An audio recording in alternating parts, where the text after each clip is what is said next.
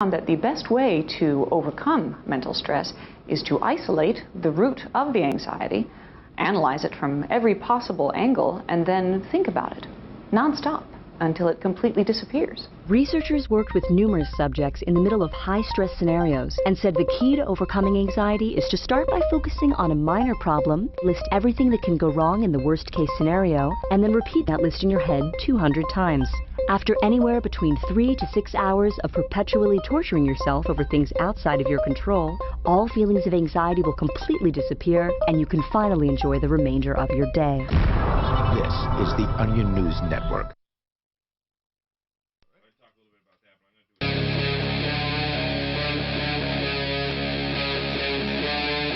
Free Talk Live.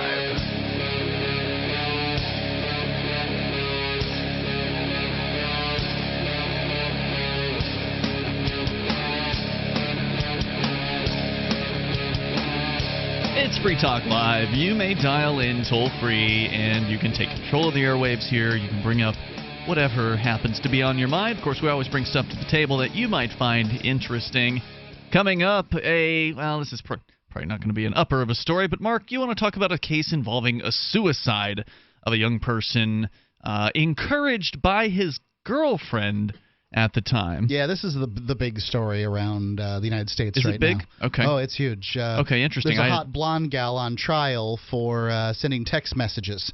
It's a never sort of seen before. Everyone cares about a court hearing when it's a hot blonde girl, huh? Indeed. So we can get into that coming up here in a moment. You can also join us toll-free at 855-450-FREE, like freedom. That's 855-450-3733, and Skype on in to join us here at Skype username LRN.FM. Good to have you back, Jay Noon. Welcome back to Free Talk thank Live. you. And, of course, Ian and Mark here as normal. The story I wanted to start out with was some good news. We'll get into the suicide here in a moment, but to me, the big news of the day, because I didn't look at the actual news of the day today, the news of the day I broke today thanks to Daryl W. Perry's help from libertylobby.info. And that news is that New Hampshire is now the first state in the union, maybe not the last, but definitely the first, as far as I know. Correct me if I'm wrong on this, but the first state to actually have a statute on the books that prohibits the government from regulating Bitcoin businesses. That's awesome. Yeah.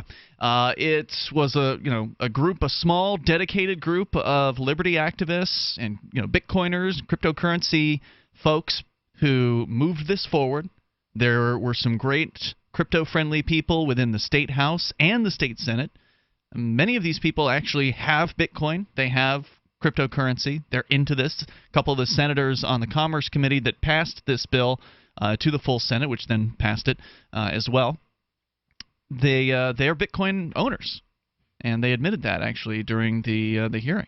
And not only is this great for cryptos and Bitcoin, but this is the only kind of legislation that should ever be even introduced, as far as I'm concerned, is a legislation that prohibits government from doing something, not legislation that inhibits the rights of the people, but prohibits and regulates government. Because when I learned years ago that the Constitution is supposed to be the chains that bind the government down, as we know. How's that working out? Yes, it hasn't been working out. I've been experimenting with it my whole life. Right. And so the Constitution is utterly useless as far as I'm concerned because it has no teeth. But the only legislation that there should be is legislation that is regulating or restricting actual government, because government's really, as far as I'm concerned, the only predator that really exists. Yeah, and I guess there are other predators, but the government's the predator that you can't really defend yourself against. Yeah, any other thief I can shoot, and it's not going to really be a problem. Yeah, nobody's going to look at you as though you've done something wrong if a normal attacker comes after you. But when they've got a government badge and a uniform, then all of a sudden they can get away with murder in a lot of cases. Doesn't matter if it's the IRS or who it is, right? So what happened, though, there's, give you a little history on how this came about. A couple of years ago, I think it was 2015, there was a bill that was passed that I think sort of inadvertently, I don't think it was the intention of the person who put this bill forward, because I believe it was a Free State Project state representative, a liberty-oriented state rep.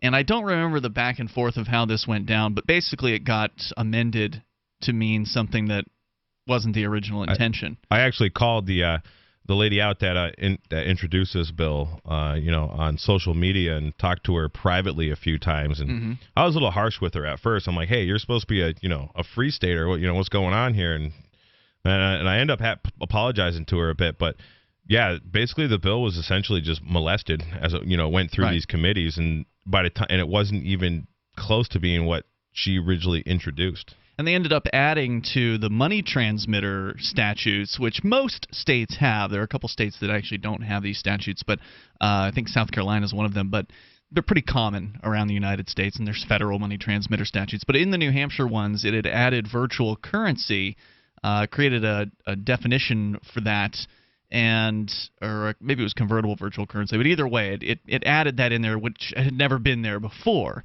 and so that basically created some level of regulation for virtual currency businesses. And as a result of that, Poloniex, which is one of the, I guess, more well-known crypto-only exchanges, meaning that in the Bitcoin world, there are exchanges that allow you to deposit your fiat currency, so your US dollar or the euro or whatever. You can deposit those into the normal exchanges, and then you can purchase Bitcoin or Ethereum or whatever with that. With a crypto-only exchange, they don't accept wire transfers. They don't accept dollars or fiat currency. They only accept deposits based in cryptocurrency. So you can only trade in cryptocurrency. So if you want to trade Bitcoin for Ether or whatever, you can do that on those. So anyway, this one of them, Poloniex, withdrew from New Hampshire. They made a public statement about this. They sent emails to all of their New Hampshire customers saying, we're sorry, but we're going to stop servicing you at this point because of this regulation. Now, arguably, that there was an argument that it didn't really even apply to them, but nonetheless. There's also an argument that it wouldn't make a difference for whatever reason. I never had a problem with my Poloniex account. I had it before that, and I just did business like usual. They must not have been able to identify you were from New Hampshire or something. I don't give these exchanges a lot of information, So anyway, there was an argument that they weren't really even subject to the other regulation, but either way, it got a lot of press. So there were headlines that were coming out, New Hampshire, cracking down on cryptocurrency, and it made it look really bad. And it wasn't good, mind you. I mean, it wasn't a good thing that this particular bill in 2015 had passed. But the worst part about it wasn't so much what the bill itself did. The worst part was the publicity that came as a result of it, making New Hampshire out to be a not-so-friendly place for cryptocurrency business. And who knows what that resulted in. That may have resulted in people who were thinking about coming here and taking their business from wherever they are and moving it here, not doing that. That could have happened as a result of some of that publicity, because it got spread around. People were paying attention to those headlines. They didn't know all the details, and that doesn't matter. People, they see the headlines, they buzz about that. That is very true. When I was in Colorado, I pitched a lot about New Hampshire because my plan was to come back to New Hampshire, and I talked about the Shire Society and Free State Project, and I hung out at this place called Denver Bitcoin Center a lot, and they were like, oh, well, New Hampshire's cracking down on cryptocurrency, and a free stater introduced a bill to, regulate cryptocurrency, and, and they were like, a lot of guys, they kind of razzed on me a little bit about, this, what you're actually talking about right now, and they were like, yeah, this is why Colorado's better, we can smoke weed and, use our cryptos and not have a problem. It's a pretty good argument at that moment, right? And it's hard to defend against You're that. You're like, what do you do? Yeah, and it was embarrassing, right? Like, we basically got caught not paying close enough attention. I mean, so even though the New Hampshire Bitcoin community is really unmatched, in my opinion, there are a lot of cryptocurrency advocates here. Many of them have moved here for the libertarian migrations that are going on actively and have been for like a decade. So we've got a great community. It's just that, there's 800 bills every single year, basically, roundabout, that are submitted by these state representatives. And while the liberty activists here do their best to read as many of them as possible, this one got through, and it just didn't, attract attention until after the fact. And, well, we got it taken care of. There was a commission that was formed by the State House to study cryptocurrency. That commission is still together. It's just they're not going to meet again until probably later on this year. They meet like every fall. And so that committee got formed. A number of us, including a lot of hosts of Free Talk Live, me and Daryl, and I think you guys came out to some of these hearings. I came out to. And so they had multiple hearings where they were, just listening to people and kind of learning about cryptocurrency. They seemed open-minded, the people on the committee. They certainly seemed interested. Yeah, they wanted information. Yes. Right. So we showed up. We talked to them. We gave them information, and a few of the other folks from the Bitcoin world around New Hampshire also did that. And then they put forward this excellent bill that basically does the opposite of what the New York Bit License does. The New York Bit License regulated Bitcoin businesses and ran them out of the state. This, I think, is going to do the reverse. There's more coming up here on Free Talk Live. Today, how to incorporate your business in just 10 minutes so you won't lose everything if you get sued. Step 1, stop putting it off. If you're not incorporated and someone sues your business tomorrow, it's not just your business at risk. You can lose everything: your home, your car, even your life savings. Step 2, call the following number for a free 10-minute incorporation guide from Incorporate.com. 1-800-940-9829. They don't provide legal or financial advice. They just make incorporating quick and easy. So you can incorporate or form an LLC in just 10 minutes. That number again is 1-800-940-9829. Step 3, congratulate yourself. By taking just 10 minutes to incorporate your business or form an LLC, you protected your home, your car, and your life savings. And that is how you incorporate your business in just 10 minutes. But hurry while they're still giving away these 10-minute incorporation guides for free. Call 1-800-940-9829. That's 1-800-940-9829. Will the government protect your family from Iran and North Korea's newest weapon, EMP? We buy guns to protect ourselves, home, health, and car insurance for accidents. Maybe you also have food storage. But how would you keep your refrigerator running in a long-term EMP blackout? Using tested military designs, the Solarc EMP-hardened solar generator protects and powers your critical appliances for years without burying items underground or wrapping them in aluminum foil. Unlike other preps, Solarc is used every day to help offset your electric bill automatically. Visit PortableSolarLLC.com to learn how easily expandable the system is. Solarc is the most affordable and powerful solution on the market. The whole system even fits in the back of a pickup or SUV and can install in less than an hour. See for yourself why Solarc beats other off-grid systems at PortableSolarLLC.com. Don't wait for the government. Go to PortableSolarLLC.com to learn why Solarc is energy insurance for your family. Free Talk Live. When there are cameras around, it doesn't make a difference. There were people with video cameras all over this event yesterday. And it looked like these people were trying to get away, honestly. Yes, they were. Yes, they were. They were being shot. People rushing towards the cop phalanx. Nope. That's right. They were trying to get away. And those batons weren't rubber like the bullets were. They were either trying to get away or they were members of the news media trying to cover the event. Right. Police are supposed to be there to protect and serve. Allegedly. Allegedly, to be peace officers. And instead, they're creating war. And, of course, the chief of police is claiming he'll investigate. What they're going to investigate, I don't know. It's going to be very difficult to identify the officers in this video footage because there were so many of them. Mm-hmm. There was an army of police officers out there, and every single one of them was participating in the attack on unarmed, innocent people. Free Talk Live, 7 nights a week from 7 to 10 Eastern, live on the Liberty Radio Network at LRN.FM. You may already know about the Free Talk Live audio-on-demand phone line at 641-793-9660. Did you know that not only can you listen to Free Talk Live via your phone, you can also leave a message and have it delivered to Free Talk Live's hosts? To leave us your thoughts, just dial 641-793-9660. That's 641-793-9660. Press 2 for Free Talk Live, and then hit 0 to leave your message. Did you know that Free Aid is a mutual aid, educational, and networking organization?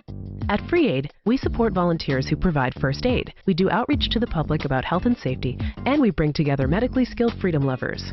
Free Aid is made possible by your generous support. Donors can receive great gifts like first aid kits, t-shirts, silver dime cards, and hoodies. The Free Aid Silver Dime Card Project is sponsored in part by Roberts & Roberts Brokerage, Freedom's Phoenix, and Don't Tread on Meme. Visit fr33aid.com. You can sign up to receive the latest about the Liberty Radio Network via our email updates at updates.lrn.fm. That's updates.lrn.fm.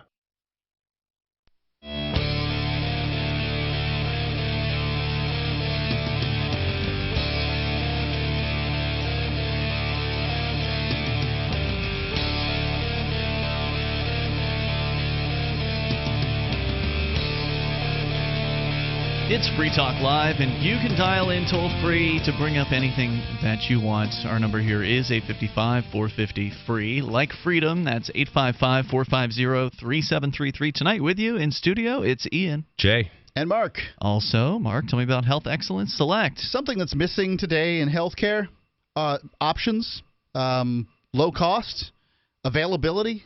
All these things are really, they've been cut down by the government intervention in the healthcare industry.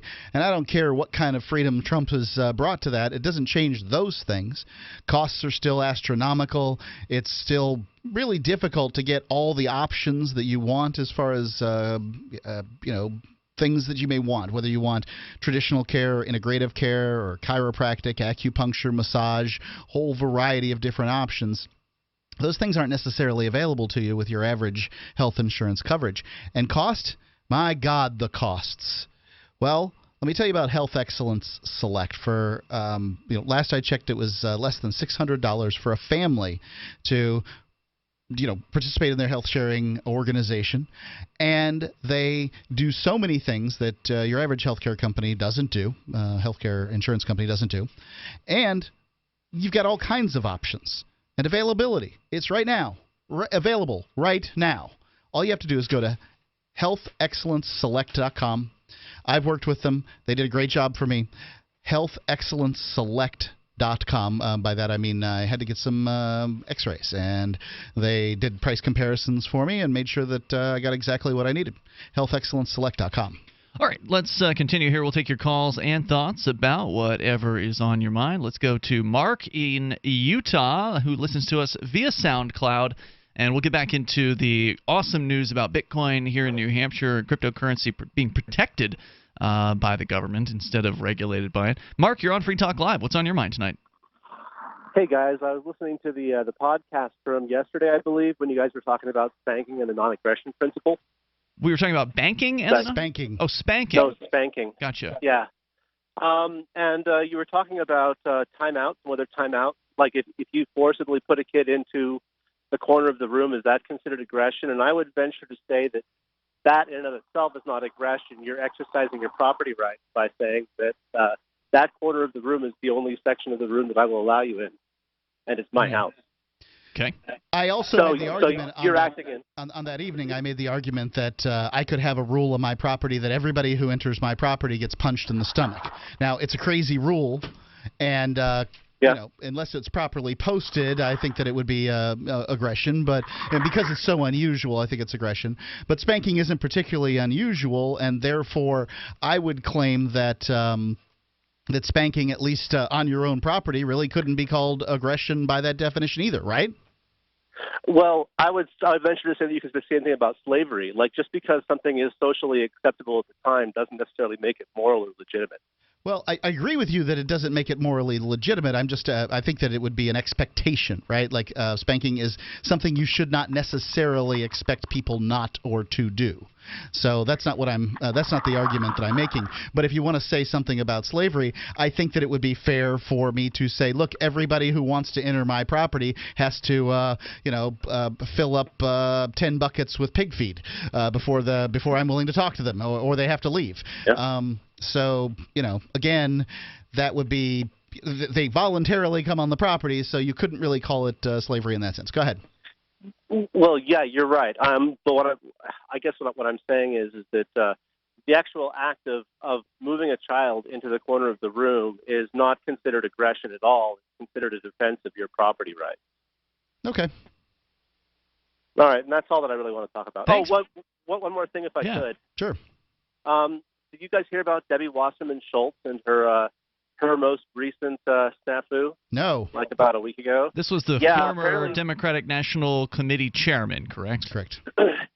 Yeah, well, she had, she's being sued by this law firm that a bunch of Democrats have hired, who are Bernie Sanders supporters, hired a law firm to sue the Democratic National Committee and Debbie Wasserman Schultz for basically rigging the election, and they said that if the election was rigged, then give us our money back. And so they're suing the DNC what was the for money their money back. How much money was being sued for? I don't understand it. Well, where's this money come involved? I don't have the details. It was basically like personal donations or something like that to the DNC. but they're wanting their money back because the election wasn't legitimate. Sounds fair. Well, Seems like a reasonable request. Anyway, this law firm submitted some paperwork in court today saying that somebody called them with a voice changer, like one of the Bane voice changer things, Okay. and was calling him and asking him questions about the case. And they looked at their caller ID, and their caller ID said U.S. House of Representatives. And it's got the phone number, and they took a photo of it. And if you actually look up that phone number on Google, it's Debbie Wasserman Schultz's office. Huh. So somebody from Debbie Wasserman Schultz's office called up the DNC with a voice changer. But what did they say? They were asking details about the case, Uh-huh. and that's really about it. But they thought it was just really weird that she was using a voice changer Yeah, that to is weird. change her voice. But she submitted it. Submitted it in court, and it's all right there, public record. Mark, thanks for sharing your thoughts with us here tonight. Appreciate hearing from you. Our toll-free number, if you want to join us, 855-450-FREE, like freedom. That's 855-450-3733. So we were discussing the latest news out of the cryptocurrency scene here in New Hampshire. A very exciting day. Big headline, and that is that the governor has signed, brand new governor. So we'd had Democrats for a long time. Now there's a Republican who, more than 10 years we had Democrats, and they about made 10. sure that they stopped every marijuana legislation that would have made marijuana less criminalized. Yep, they stopped it every step of the way. The Republican gets in, signs it right off the bat. He hasn't signed it yet, but he has pledged to sign it. It is a strange place. Yeah. So, this Republican has pledged to sign marijuana decrim. That's still to come. He hasn't yet signed that one to my knowledge.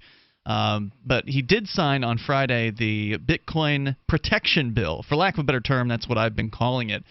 Because it does basically the opposite of what we've seen happen in New York State, where in New York, if you're a Bitcoin exchange or somebody else who's doing business, a lot of business with Bitcoin, they say that you're exempt from the Bit license in New York. If you're just a business owner who accepts Bitcoin as payment, they say that you're exempt. That's nice. But if you are, let's say, running a Bitcoin vending machine, if you are running an exchange, if you're selling Bitcoin, then they say not only in New York that you have to register with them, and there's you have to have like $100,000 or something crazy like bonding. That. Yeah, bonding or whatever. So there's all these requirements that are put on this. That keeps little guys out of it. It that's sure the does. intention. Which is why there have only been, as I understand it, I did a quick search the other night. There, as of a few months ago, this Bit license has been around now for 2 years, mind you. As of sometime earlier this year, they had only 3 companies who have been assigned one of these Bit licenses. It's like Coinbase and a couple other biggies. And that's it. Everybody else has been driven out of that state. Bitcoin vending machines, ATMs have shut down. New York State drove business out. That's what they're all because about. of this Bit license. It's not called the Empire State for nothing. And New Hampshire is doing the opposite by basically saying that these businesses that have been driven out of New York are welcome here, and they won't be regulated here. That's part of the statute. Hunters, anglers, campers, and survivalists. Get back to nature. Expand your horizons with the highest quality, most versatile, unique slingshots and sling bows on the market at slingbow.com. Slingbow products are compact, and models start from just $17.98. They're perfect for your bug-out bag or storing in your vehicle. Give yourself and your loved ones the excitement and tradition of Slingbow, a new frontier in archery and truly modern twist on this primitive survival tool. Feel the thrill only at slingbow.com. We use cell phones against our heads every day, but now a landmark U.S. government study confirms increased health risks from exposure to EMF radiation emitted from these devices. The time to protect yourself is now. The solution is Defender Shield. Proudly made in the USA, Defender Shield blocks virtually 100% of EMF radiation emitted from cell phones, tablets, and laptops. Buy now at DefenderShield.com. Use discount code DEFENDER for 10% off. DefenderShield.com, the worldwide leader in EMF radiation protection. Hi, I'm Derek J. I don't want a politician to represent me. To me, government is the idea that one group of people can coerce everyone to comply with an edict, or face increasing punishments up to and including death. Despite perhaps the most noble of intentions, the best government services are a far cry from what could be provided for by voluntary interactions. Besides, the people who call themselves the government wage wars and put peaceful people in jail for crimes involving no victims. If Starbucks used some of its money to drop bombs, I wouldn't shop there. So why would I support the American empire? The empire does not require my consent. Derek J's Victimless Crime Spree. Watch it for free and order the Director's Cut DVD at victimlesscrimespree.com. That's victimlesscrimespree.com. Radio is the most personal of mediums. I exist right now in your head. If you listen to Free Talk Live regularly, you know me. Free Talk Live is on more than 160 radio stations around the U.S. and has been downloaded on every continent around the world. Hundreds of thousands of listeners with ad packages from $600 a month to $6,000 a month. Imagine what we can do for your business, project, website, or idea. Email me, mark@freetalklive.com. There are lots of ways to listen to Free Talk Live. Our podcast has been around since podcasts began, and now the FTL feed is loaded with content besides our full show archives. Did you know that we make it easy for you to customize your podcast subscriptions? We have different feeds, one that includes only our full shows, one with just the Daily Digest, and one with just the Edgington Post. You decide what you listen to. It's quick and easy to customize your feeds at feeds.freetalklive.com. That's feeds.freetalklive.com. Free Press Publications is an independent, alternative media and publishing company founded in June 2009 with the mission of ensuring a free press for the freedom movement and is committed to spreading the message of peace, freedom, love, and liberty.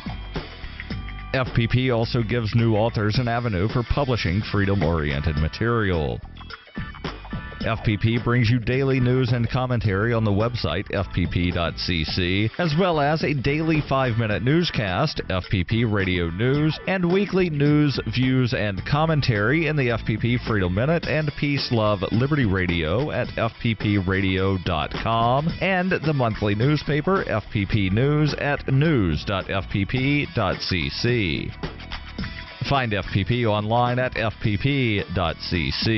That's fpp.cc, as in Creative Commons.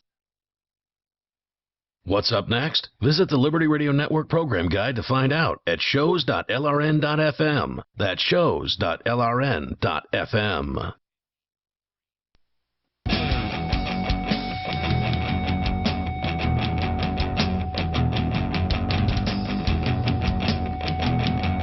Free Talk Live, you dial toll free. Join us right here on the radio. Our number is 855-450-FREE, like freedom. That's 855-450-3733. We're talking about the cryptocurrency world and some really great news coming out of New Hampshire and the political structure here. It's rare to give out good news from politics, but it happens from time to time here in New Hampshire. And part of that reason is because we actually have liberty-oriented people, like those of us here hosting the show, who get active within the political system and outside of the political system, doing different types of activism here to achieve more liberty in our lifetime, and that has resulted in some very good things. In fact, I've been told that the folks over at Bitcoin.com are working up a report about the big news that I broke earlier today. Even though it was signed on Friday, nobody really found out about it until today, and what I'm talking about is a bill that actually protects Bitcoin businesses from being regulated as money transmitters.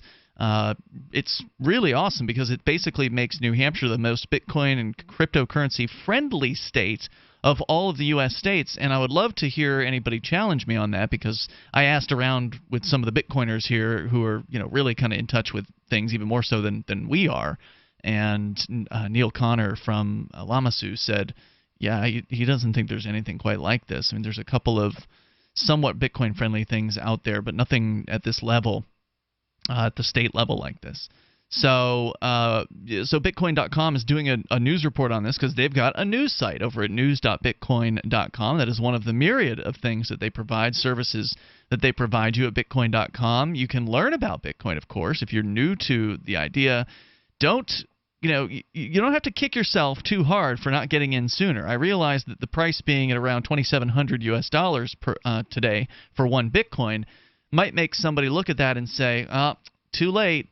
It's too late. I got in too late. Or I shouldn't get in now because it's too late. Yeah, I can see why it totally makes them feel that way. But how are they going to feel if it goes to 1 million, as some experts have predicted? Now, I don't know what the heck an expert is. The definition I always heard was somebody from out of town. Yeah. But I don't see why Bitcoin couldn't go to $1 million, particularly. It could, although it is subject to a lot of competition in the marketplace, and it's going to be an interesting summer for Bitcoin. We'll get into that at another time because there's something coming up on August 1st.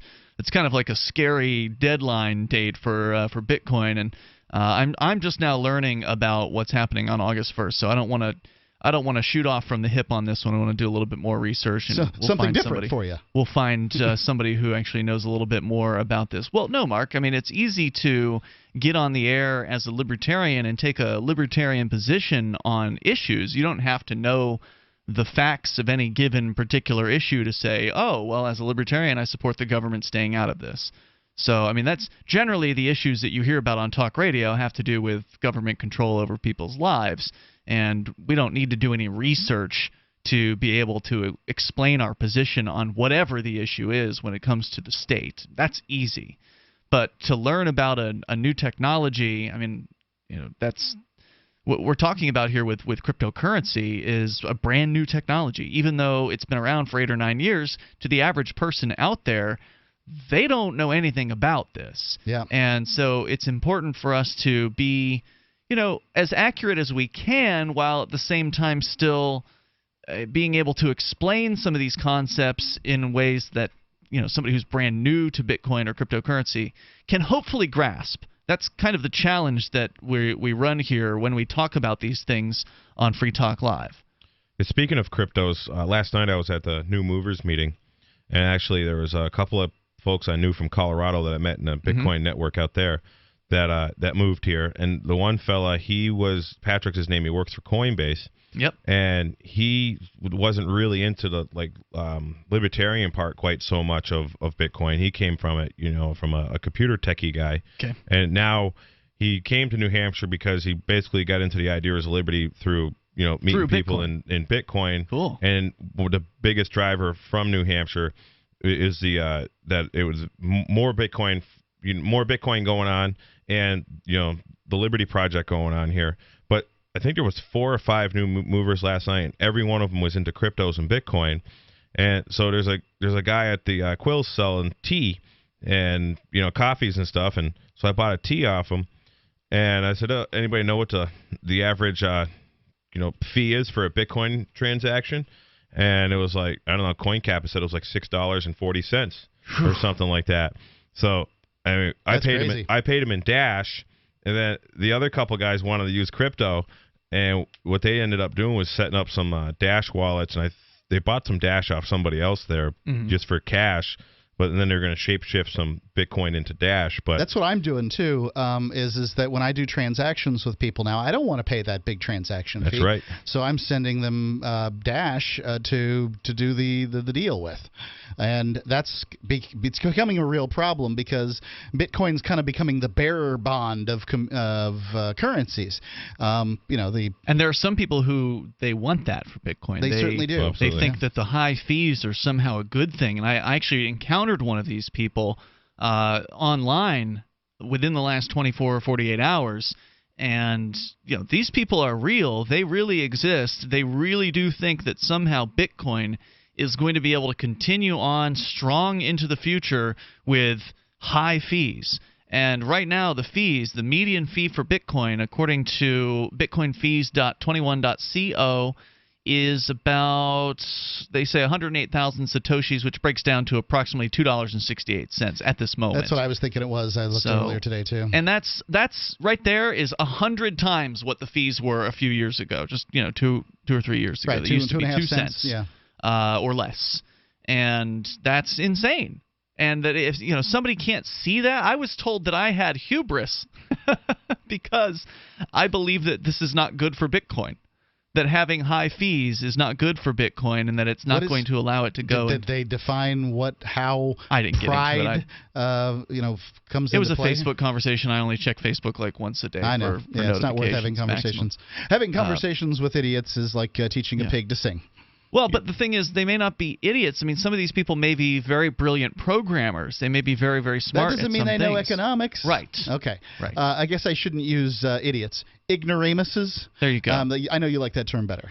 It's more accurate, yeah, because somebody's ignorance can be cured and idiocy generally can't. I'm looking at CoinCap.io right now, and it says the average fee is $3.92. Now, I don't know where they're getting that from, but a couple of days ago, it changes radically. It was at like 642 or 6 something, and I didn't look at it yesterday, but I wasn't even going to bother looking because I know I'm not going to use it. But I haven't done a Bitcoin transaction, I think, in 2 weeks now. Wow. But I've done Dash transactions, and that's all I've done. Yeah, they're of the belief that the Bitcoin is going to somehow be this storage medium, that people are going to use it to store value. And I think Roger Ver pointed out that if you can't use it day to day, it's not going to be used to store value because all these other cryptocurrencies like Dash or Ethereum or whatever, they can be used day to day and be used to store value. Right. The basic feature of a cryptocurrency is that you can do your own banking. That's something that Bitcoin brought to the marketplace, and it certainly did. Yeah. To presume that it will remain in place is to presume that the Model T Ford would still be the number one sold automobile in America. And today. It is by no means that. Right.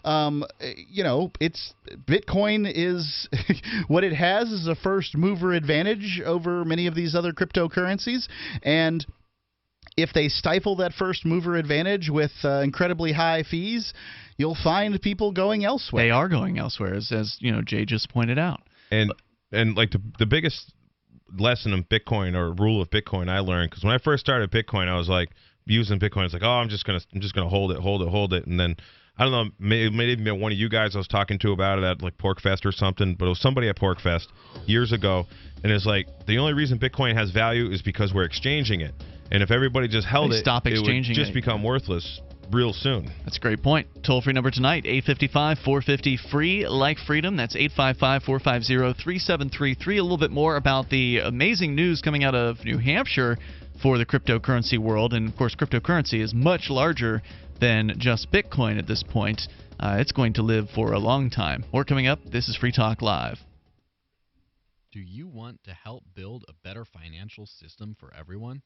Join Dash. Dash is digital cash, a digital money platform designed to replace cash and help people manage their own wealth. It's fast and easy, fees are low, and transactions are confirmed instantly.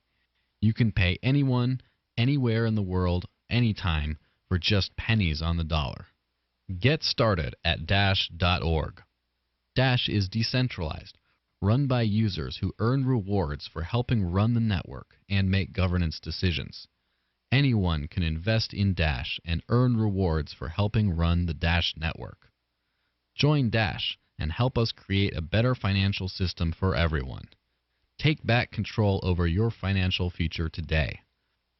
Find out more at Dash.org and get your own Dash wallet today. That's Dash.org. BuySellMakeOffer.com is better than ever. I'm Pat Matthews here to tell you that BuySellMakeOffer.com, the revolutionary site for buying and selling anything and everything, just upped the ante. Go right now to BuySellMakeOffer.com and click the Sign Me Up button. When you do, you'll get the first month free, and then it's just $9.95 a month to be a member forever. And you don't need a credit card for the initial setup. Create your own store on the site and sell whatever you want, as long as it's legal, however you want, and sell an unlimited number of items. Create your own intro video to describe what your store is all about. Use Skype to see who you're buying from or selling to. Sell unused household items, as well as antiques, cars, televisions, collectibles, real estate. The possibilities are unlimited. Use social networks to promote your store right from our site. Remember, there are never any fees no matter how much you sell. Become a member today. I'm a member. Get all your friends to sign up too. This could become a great business for you. Sell whatever you want for the first 30 days free at BuySellMakeOffer.com. On Free Talk Live, we're bringing people to the ideas of liberty every day. From wrestling superstars like Glenn Jacobs. You guys really are having an impact, I believe. Like I said, a lot of where I am now is due to listening to Free Talk Live. You changed my mind on some very important issues years ago. To random people tuning in on the radio. I was kind of stuck in the left-right paradigm. I heard your show by chance on a Saturday night. From there, I went on, joined the Free State Project, and become an amplifier. So, I mean, that's really the reason why I amp is because I know that if it wasn't for you guys being on as many stations as you are, I never would have found the ideas of liberty. Your amp will directly change more lives by getting Free Talk Live in front of people looking for talk radio online and on the air. When you amp Free Talk Live, you get perks like access to the AMP-only Facebook group and AMP podcast. Visit amp.freetalklive.com. DVD, books, music, instruments, periodicals, computers, software, electronics, photo, cell phone, office products, home and garden, bed and bath, furniture, kitchen, pet supplies, automotive, hardware, apparel, shoes, jewelry, grocery, healthcare, sports and outdoors, toys, games, used, and more. It's a department store at your fingertips. Shop.freetalklive.com. Get all your shopping done, get a great deal, and a portion of your purchase goes to benefit Free Talk Live when you enter Amazon via shop.freetalklive.com.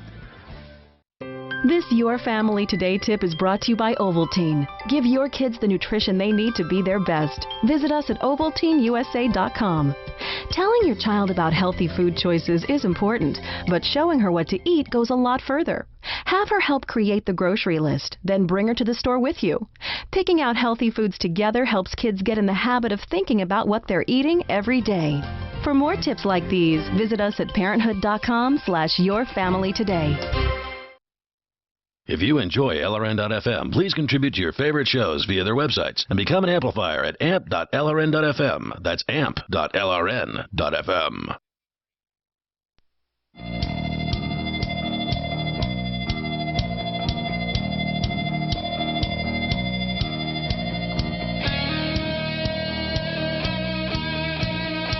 It's Free Talk Live, and you can bring up what you want. Just dial on in here toll-free at 855-450-FREE, like freedom, 855-450-3733.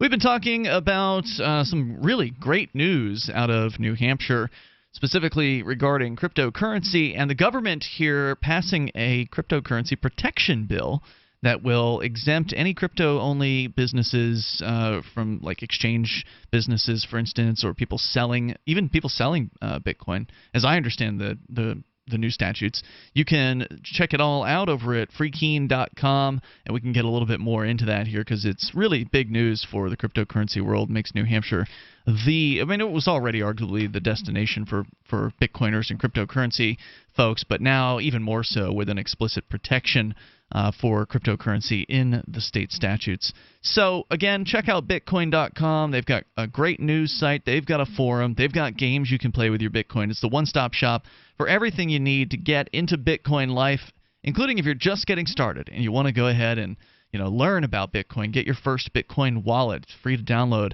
and there's a bunch of different choices. Head over to Bitcoin.com as we continue. We'll take your calls and thoughts about what you want. It's Ian, Jay, and Mark in the studio. We go to Gene, the Christian anarchist, on the amp lines. Hello, Gene, calling from Alabama tonight. Welcome back, Gene. Well, hello, guys. It's been a while since I called in. I thought that since you guys are getting so many new callers all the time, that I would bring up the topic of Christian anarchy, which I haven't done in a long time, because people might hear the Christian anarchist and they say, what the heck is that? How can somebody be a Christian and an anarchist? And so I wanted to explain how I came about this term. It's been about 12, 14 years, and I thought I dreamed it up on my own because I said, well, what kind of person am I? I said, I don't believe in any kind of government at all, but I do believe in God, and I do believe in Jesus. I don't believe in much of what the church teaches, but I do believe that Jesus was a historical character and that he is responsible for our deliverance. But I also don't believe in government, and that, to a lot of Christians, that's very confusing. They say, well, didn't Romans 13 say you got to believe? They always bring up Romans 13. Yeah, that's the one. Yeah, always Romans 13, which personally I just threw it out. I said, nope, I don't believe it. Whatever Paul meant there, if Paul actually wrote that, I'd throw it out.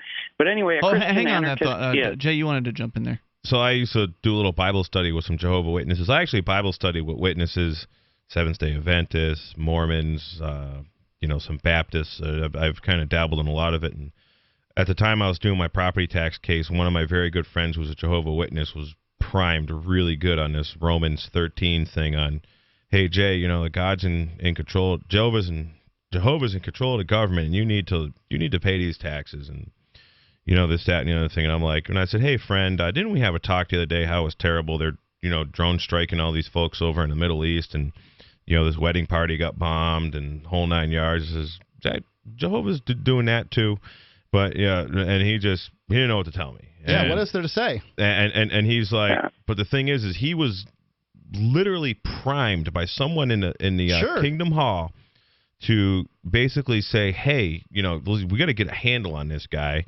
And I called him out on it, and he had a tough time talking to me for probably about a year after that. And it's just, but that's a 501c3 corporation, and it's controlled as far as I'm concerned.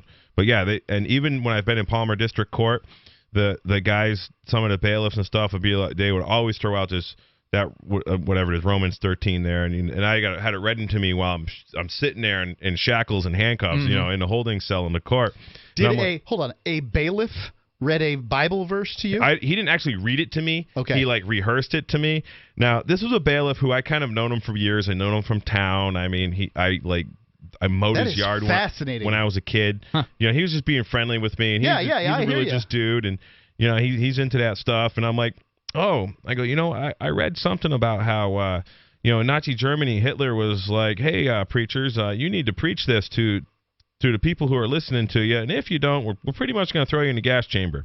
And he's like, oh, no, that didn't happen. So next time I saw him, I had printed up some stuff on a little article somewhere off Yahoo News or something about that, and I give it to the guy. Oh, wow. And he always kind of jokes around with me when I go there. He's always been all right, and he's just in his own, and I believe his intentions are pure. I believe they are, from a good spot, and he just believes that his God is in control of the government, and we and it's in our best interest to follow. Only this government, though. It's just those other this government, right?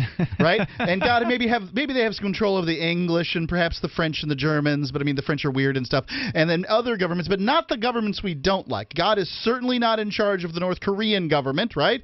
God's clearly not in charge of those red Chinese. Which doesn't make any sense if God is omnipotent and in control. Those stinking fascist Russians might think that they have God, but they don't have God. It's not the real God. It's a different God. Thus, if it's not the real God, then it's a Satan God. It's all this. Is that what they believe, mishmash. that it's Satan who's in control of the world Ian? Who knows what anybody believes? This is the path you must go down if you believe that God is in charge of the government. Go ahead, Gene. Okay, now that we got into the Romans 13 distraction, back to Christian anarchy, because I thought I invented that term. And then I researched it. I went online and I did some research, and there's even a Wikipedia page on Christian anarchy. And basically, a Christian anarchist is a person who doesn't believe in any leader other than a spiritual one, which is our Creator. It does, don't believe in any government agency. And Christian anarchists have been around under one term or another for hundreds of years. They go way back. There was a Catholic group. I think one can make the argument, Gene, that Christian anarchists are what the original Christians were. Wasn't Tolstoy a Christian anarchist? Yeah. I do make that argument. Actually, I make the argument that Jesus himself was a Christian anarchist. The ultimate Christian anarchist, since he's Christ. But I really don't see how any Christian can look at governments of any sort, and even our own, and say that they're doing the will of God. They say that all the time. Oh, they're doing what God wants them to do. No, they're not.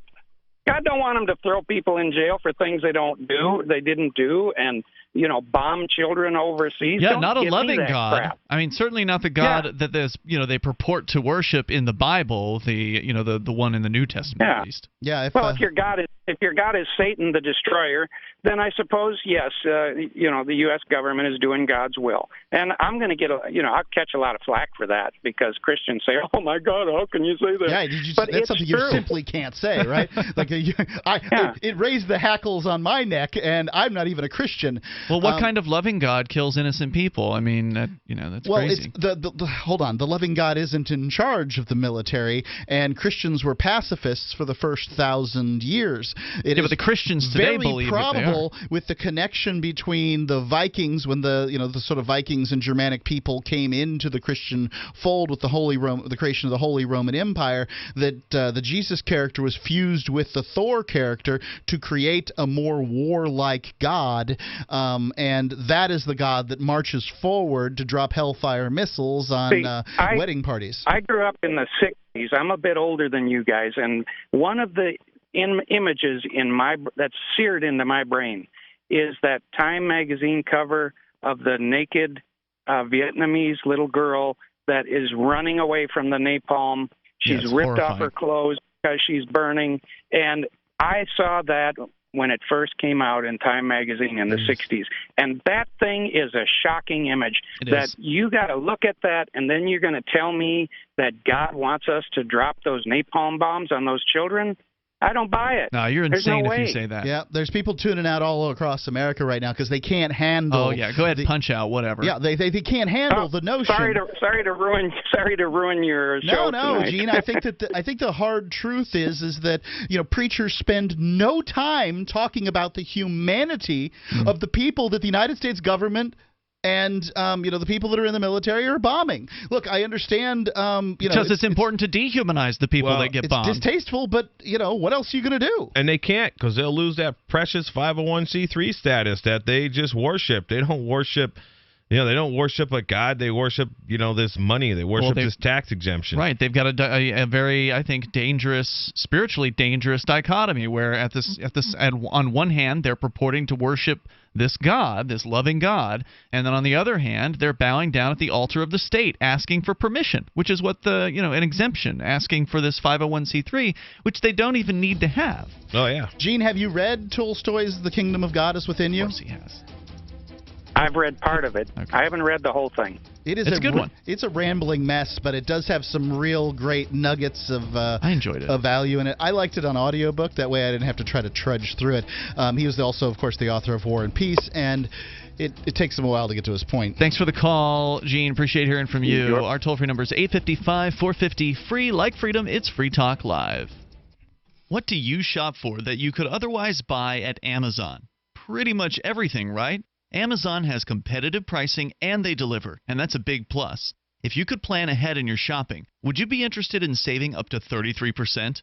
There's a catch. You have to do your shopping in Bitcoin. But imagine those savings. It's like a huge raise. All you have to do is go to saveitpurse.com. We've saved thousands, and you can too. Plan ahead and save. SaveItPurse.com. DVD, books, music, instruments, periodicals, computers, software, electronics, photo, cell phone, office products, home and garden, bed and bath, furniture, kitchen, pet supplies, automotive, hardware, apparel, shoes, jewelry, grocery, healthcare, sports and outdoors, toys, games, used, and more. It's a department store at your fingertips. Shop.freetalklive.com. Get all your shopping done, get a great deal, and a portion of your purchase goes to benefit Free Talk Live when you enter Amazon via shop.freetalklive.com. What do you shop for that you could otherwise buy at Amazon? Pretty much everything, right? Amazon has competitive pricing and they deliver, and that's a big plus. If you could plan ahead in your shopping, would you be interested in saving up to 33%?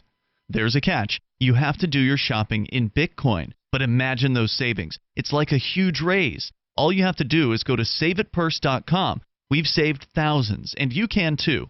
Plan ahead and save. SaveItPurse.com. The three most important things you can do for Free Talk Live are: 1. Share one episode a week on Facebook or in some other social networking site. 2. Buy the things you buy online through shop.freetalklive.com. 3. Give $5 a month to the AMP program. It's my firm belief that Free Talk Live's AMP program is the best use of your charitable dollar among liberty-oriented organizations. Support all the organizations you love, but make sure you give $5 a month to AMP at amp.freetalklive.com.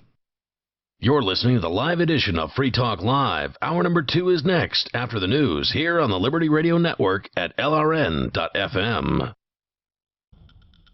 From Keene-Shire, the Liberty Media capital of the world, this is Darrell W. Perry, host of FPP Radio News for Tuesday, June 6th, 2017. Silver is trading at $17.68 per ounce. Gold is valued at $1,292 per ounce. Bitcoin is trading at 2 cents, and the average price of Bitcoin is $2,879.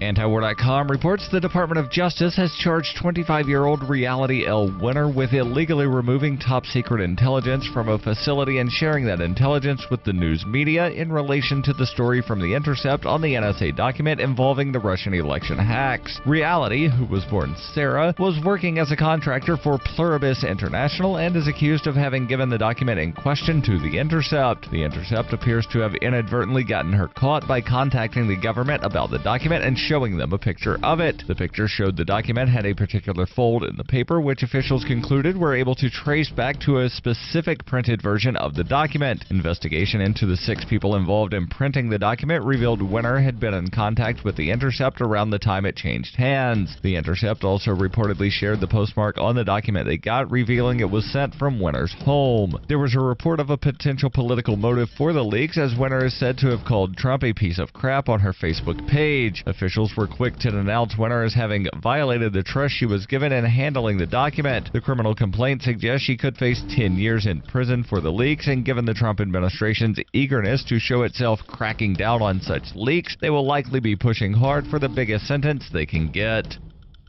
For nearly 40 years, Roberts & Roberts Brokerage has been a trusted source for buying and selling precious metals like gold and silver. They also take Bitcoin for precious metal purchases and have permanently removed the minimum purchase amount for all orders paid in the digital currency. Call Roberts & Roberts today for knowledgeable advice on buying and selling precious metals and a forward-thinking approach to new technologies. 800-874-9760 or visit online at rrbi.co.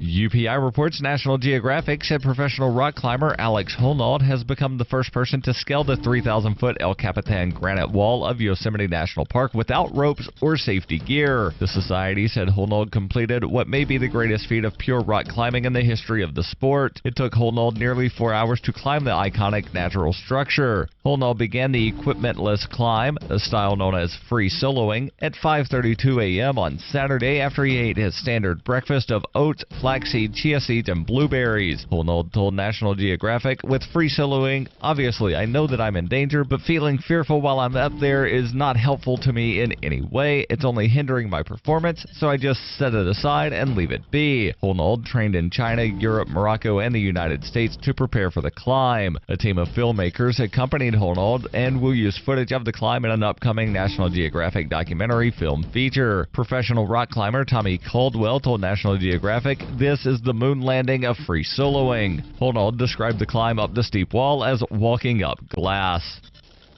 Born into a devastating world and raised among the crowd, the Cloudwalker assumes a new identity and begins the unrelenting quest for truth. In this epic journey, he discovers dark secrets about aspects of his previous life that he once trusted. Through the Journal of the Cloudwalker, he shares both the traumatic hardships and the eternal beauties of his experiences. Fueled in the beginning by his unsettling thoughts and emotions, he learns how to find peace with everything he has woken up to. Dear Society by the Cloudwalker is available from Amazon.com and all major bookstores. Reuters reports San Francisco has issued subpoenas to Uber and Lyft for a broad scope of records on driving and business practices as part of an investigation to determine whether the ride-sharing service companies have become a public nuisance. City Attorney Dennis Herrera said on Monday he was seeking records to investigate whether Uber and Lyft fail to adequately serve poor neighborhoods and the disabled and whether their drivers create hazards on the road. Herrera said the subpoenas sought 4 years of records from the companies, which are based in San Francisco and have an estimated 45,000 total drivers in the city. The sweeping request includes hours and miles logged by drivers, driver incentives, traffic infractions, and city zip codes visited by the drivers. The subpoena sets up San Francisco and Uber for yet another legal battle, as the two are already locked in a fight over the city's demand for drivers' names and addresses. Herrera sued Uber last month to compel the company to comply with the data request, which Uber has said is an invasion of driver privacy. This has been FPP Radio News, online at fppradio.com. Months after identifying the elusive Higgs boson particle, scientists at CERN in Geneva, Switzerland have announced that they've completely run out of things to do with their Large Hadron Collider. We've tried some time travel stuff, but it doesn't really work. Black holes, but we already know like a ton about those. Last week we threw a bird in there. Honestly, we thought it would take way longer to find the Higgs boson. Director General of CERN, Rolf Dieter Hauer, told reporters that while they, quote, might be able to figure out some more about quarks or something, for the most part his team has spent much of the past year throwing pennies into the machine and turning it on to see if the pennies come out smushed. We might just start building a larger hadron collider. Yeah, maybe a bigger collider for smaller hadrons or something. I don't know. CERN has announced on their website that if anyone out there has any fun ideas for experiments, you can email them to ideas@largehadroncollider.com. This is the Onion News Network.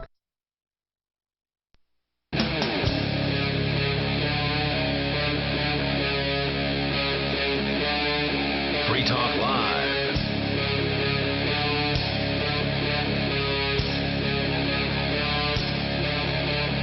It's Free Talk Live. You can dial toll-free. Join us right here.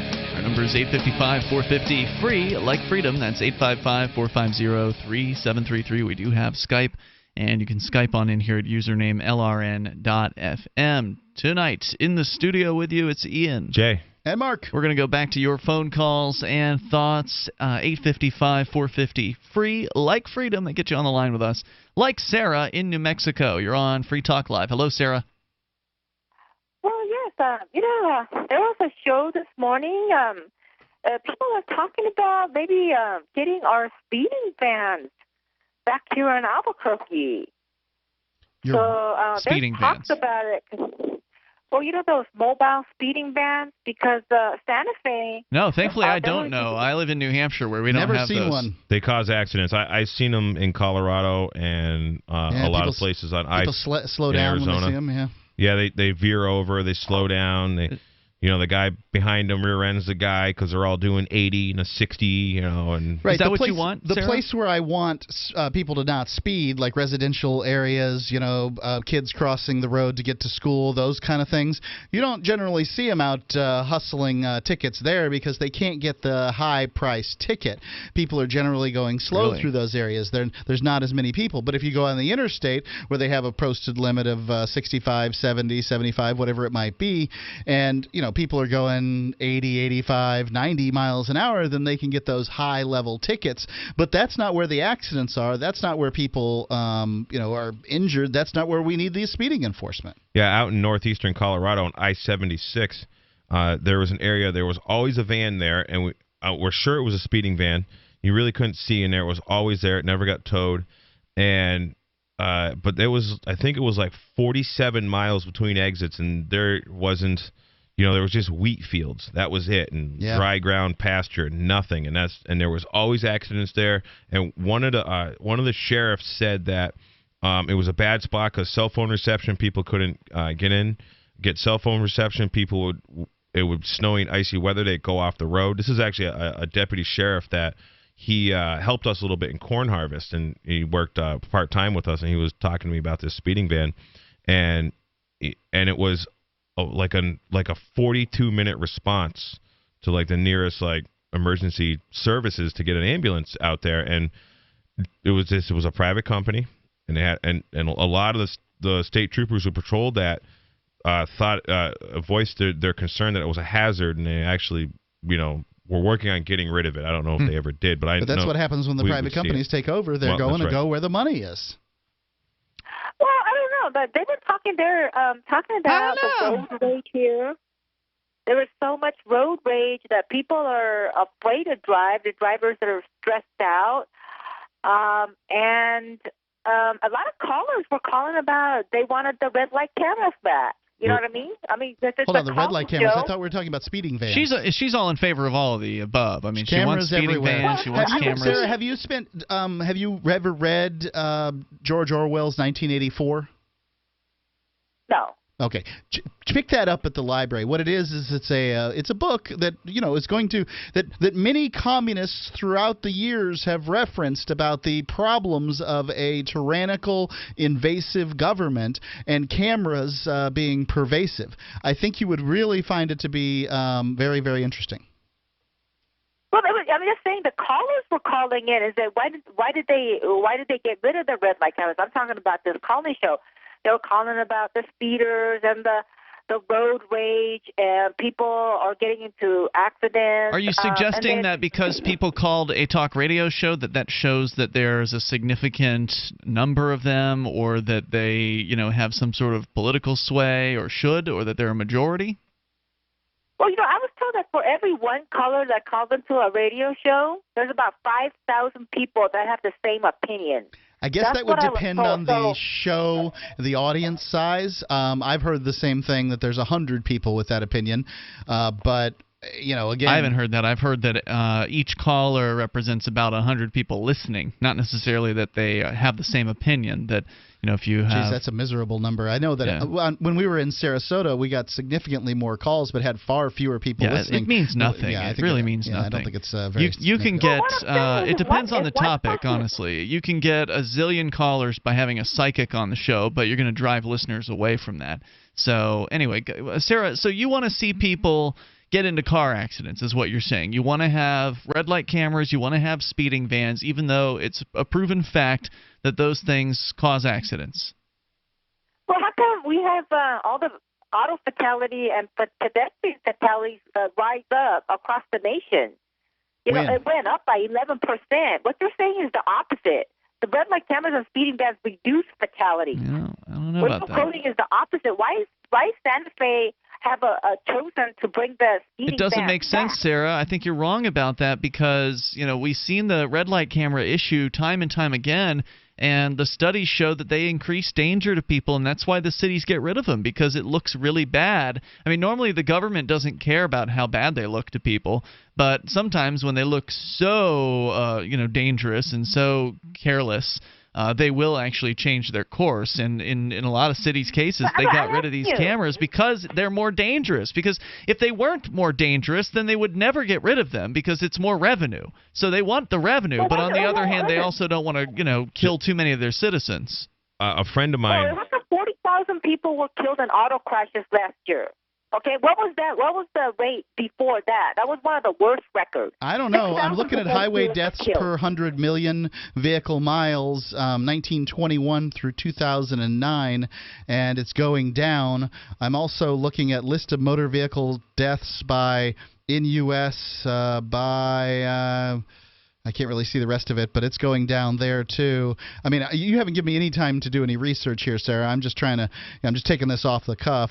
I think Jay wanted to get a comment. Go ahead, Jay. So I have some friends in Hartford. They're on a mounted patrol police officers, and I've gotten to know a couple of the EMTs because they'll come over and help stack hay when I bring hay to the stable. And I've talked to the EMTs about like fire department stuff and things, and basically those guys, we talked about red light cameras about 3 years ago, and the EMTs said, well, I could tell you right now, many of our accidents are because somebody knows there's a red light camera, they see the cameras, even where there's cameras on red lights, and they're not even red light cameras, they're just regular surveillance cameras, people are jacking on the brakes because they're afraid. Because they notice that they might run a yellow light, but they see that camera at the last minute, and even though it's just because there's a camera there, they're jacking on the brakes, and the guys behind them are hitting them.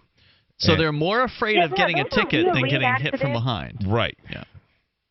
But you know something? How come people want speeding vans here in Albuquerque? People want them. Because they're ignorant. Would not even talk about it on the show. If that's true, then I guess the question is, should half the people be able to make decisions for the other half of the people?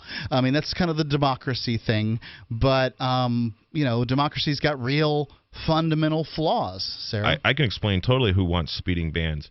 It's the people who benefit from people getting tickets. So the towing company is going to benefit tremendously if they're writing more tickets, because then there's more of a chance people are going to be driving, say, with an expired license, or their registration is going to be revoked for not paying a ticket.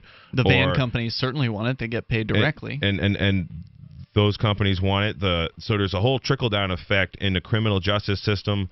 The lawyers want it. The cops want it. The judges want it. The police union certainly does. Yeah, more the police mean unions more want people it. paying dues. One thing I'm going to start looking into here in New Hampshire is see what the New Hampshire Tow Truck Operators Association starts lobbying for. I bet they lobby right in line with all this stuff. They do. The AAA, they lobby for this stuff. They're involved with the towing companies. You just got to look at who makes the money. So the families of these folks and the people that invest in these companies and all of that. And of course, if you're an employee for this company that is going to do these cameras, and maybe I own a repair shop and I work on their vans, and I tell everybody I know, hey, my family, this is going to support us. Let's food on your table. Let's vote for this, or if I work for them. Exactly. And those are the people who are the most interested in seeing these things through, so they're going to call their Congress people and radio shows or state reps or radio shows or whatever, because it benefits them, whereas the average person, they're busy, they don't really have a big stake in the game, so they might care but not as much. More coming up here. This is Free Talk Live.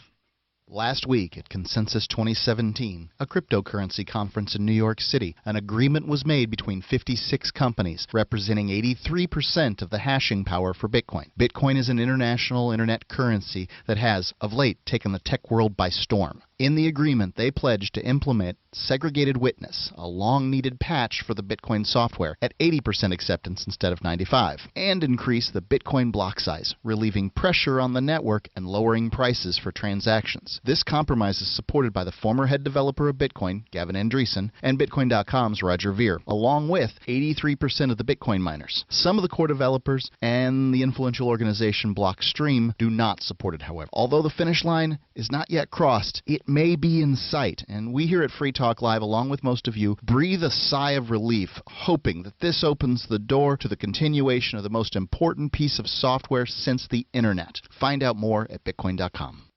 Hi there, I'm Bob Eubanks. As part of Hollywood for a long time, I've seen my fair share of celebrities get in trouble with the IRS. Well, there's one name I trust, the Tax Defense Group. They're the most trusted name in tax. So if you owe more than $10,000 to the IRS, you really need to call my friends at the Tax Defense Group. Ignoring the IRS is not the solution. They can garnish your paycheck, levy your bank accounts, seize your home or business. But the Tax Defense Group could put a stop to all of that and tailor a program that would reduce your tax debt to pennies on the dollar. You gotta love that. So don't just take my word for it. Call them. Find out for yourself.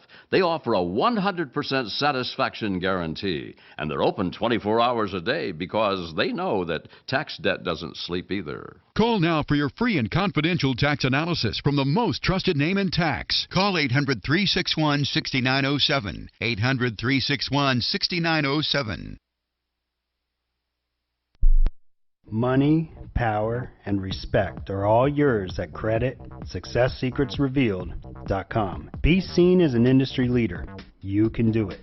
The last application you filled out when it was time to hit submit did your nerves spike. You didn't get the approval you seek, but there's a better way. We teach you exactly what to place into the right systems the right way the first time so you get approved. Get up to $100,000 in instant business credit. Many people will get cash on the spot. Use those two tools in your new corporate credit engine so you can walk into the bank and get your project funded today.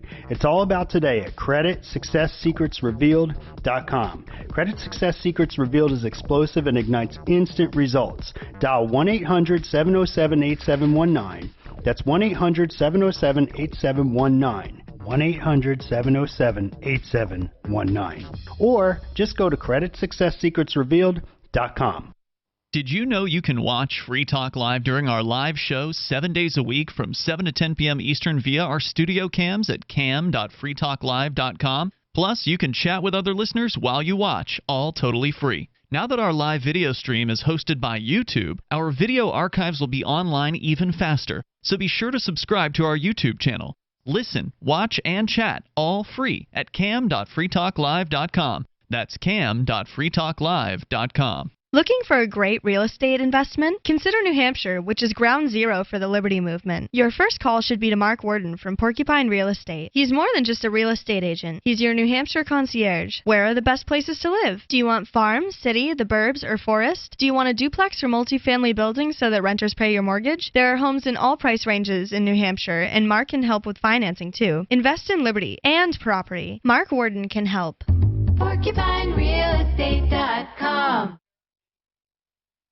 You're listening to the best liberty-oriented audio streamed around the clock, on the air, and online. This is the Liberty Radio Network at LRN.FM.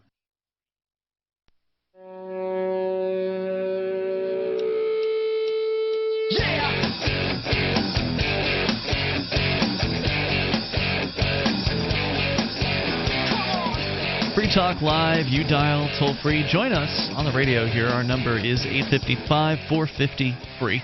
Like freedom, 855-450-3733. We've got Skype as well at Skype username LRN.FM.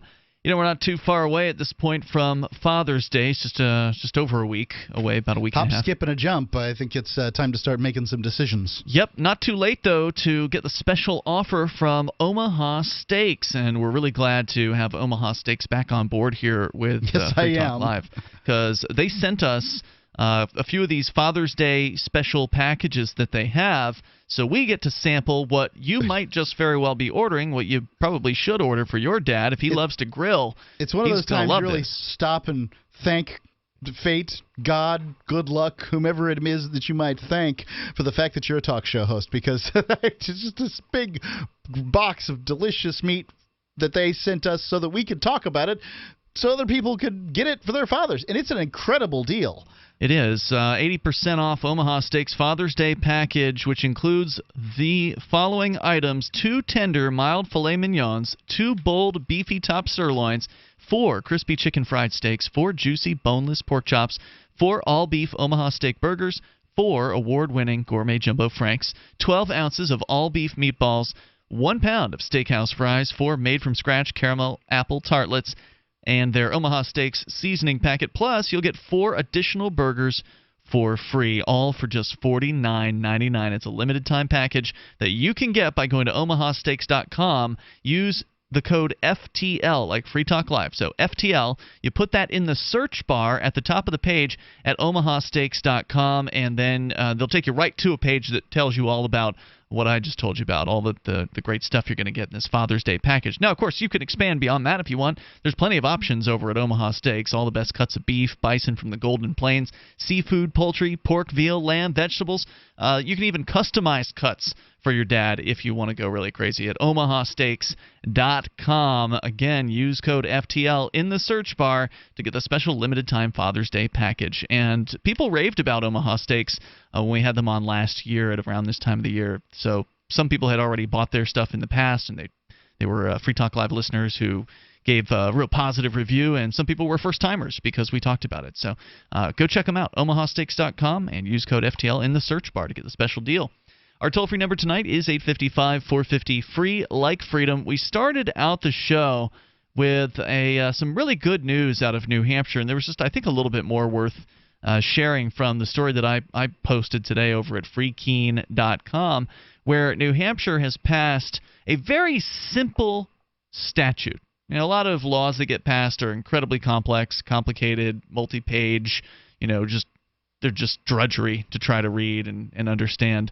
This one, it's pretty simple. Normally I don't like reading legislation on the air, but this one's like basically 2 sentences, and I got the one of them that's the most important here. Quote, they will be exempting from the virtual currency or from the money transmitter statutes anything regarding virtual currency business, basically. Here's what it says, quote, persons who engage in the business of selling or issuing payment instruments or stored value solely in the form of convertible virtual currency or receive convertible virtual currency for transmission to another location. Those persons will be exempted from any regulations of money transmitter laws. So it's incredible because that basically means that the state government in New Hampshire is not going to pay any attention to the various different cryptocurrency businesses that might decide to locate themselves here, at least at this time. So it's as legal to sell Bitcoin or cryptocurrencies in New Hampshire as it is to sell tomatoes or widgets or little plastic troll beads. That's my understanding whatever of it this. is. Yeah.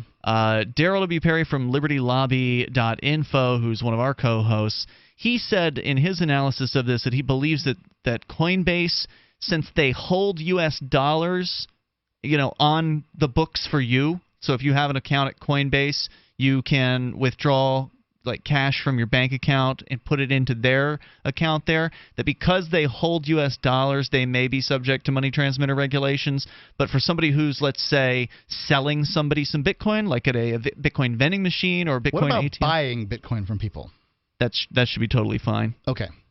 So as long you as can sell and buy Bitcoin. So the idea behind a stored value, Mark, they use the term stored value here. So if you're issuing stored value, if you give me cash and I store that for you in some way and then issue you some sort of receipt or warehouse receipt. Yeah, like as a bank would. But if I'm providing that service to you, then that would make me regulated as a money transmitter or whatever, essentially. And so that's not happening when you just buy Bitcoin from somebody. That person is not holding an account for you with your U.S. dollars in it. So it's great news. It's big news for Bitcoin. And again, you can learn more over at freekeen.com. And this is just the beginning. I think this is important to point out. Jay, you weren't here for the conversation last night, but over the last couple of nights on the show, Mark has been expressing some disappointment with the level of his perception of the level of activity that some of the people who've moved here have or have not been engaged in as far as doing activism of a liberty sort of mindset. The reason purportedly that we all came here as part of this migration of libertarians, voluntarists, liberty-loving anarchists, was to focus our activism in one place. And Mark, you've just been kind of bummed out about, you want to see more. And I don't blame you for that. Who doesn't want to see more stuff happening, more exciting news? Well, here's some of it for you. This is very exciting. This is big news. And it was accomplished by a relatively small group of people. That's an important factor, right? Like, this was accomplished by a very small group of people. As Paul Best, the president of the New Hampshire Liberty Alliance, stated that I read last night, that most pieces of legislation that are pro-liberty here in New Hampshire are put through by a half a dozen people. So all I'm saying is that if we had more groups of a half a dozen people pushing through better legislation, we'd have a lot more legislation. And I just kind of wonder in many cases when I see activists who, main form of activism, they move here or whatever, seems to be moving. And if it's not moving, it's beer drinking. I just kind of... That's not activism. I agreed. Yeah. I concur with you, sir. Well, I got some good news. Last night when I was at the New Movers meeting, Lily Tang, who she ran for U.S. Senate in Colorado. As a libertarian. She's been interviewed 2 times on the Edgington Post. Okay, and you can cool. Go get that at freetalklive.com and, get the BBS. Boy, she's all wound up and just ready to go here in New Hampshire. Yep. Is she moved? Well, no, she's looking for a house. She's looking for houses right now, wow. but she's planning on being here end of August, September, or That's awesome. Just after Pork Fest. She's moving it up then, because I thought she was going to wait a year. No, she's definitely wanting to get here very soon. And that's because that even though, Mark, you might be disappointed because I think your expectations were too high, but somebody looking at from the outside can tell this is a special place. New Hampshire is not only the already most free state, but it's getting better as more people come here and get active. And yes, you do need to move 100 people to get 5 really good activists. That's just reality. I mean, you'll get maybe a dozen decent activists, maybe 20 all right activists, and the rest of them are, they're going to throw voters. in what they can. And I've met a lot of people that in the Manchester area that I've gotten to know. They're doing a lot of behind the scenes activism. I've tried to tell him that. And there's just a whole group of folks I've met, hanging out with my girlfriend. A lot of them are just very active. But they don't publicize. They don't publicize it. They're behind the scenes. Yep. I've tried to tell Mark that. He just doesn't believe me. More coming up here. 855 450 free, like freedom. But the results, the proof's in the pudding. I mean, we got the best Bitcoin cryptocurrency state now, and that's just the beginning. There's more coming up. Do you know what's lurking in your water? More than 200 contaminants could be sitting there, just waiting for your glass.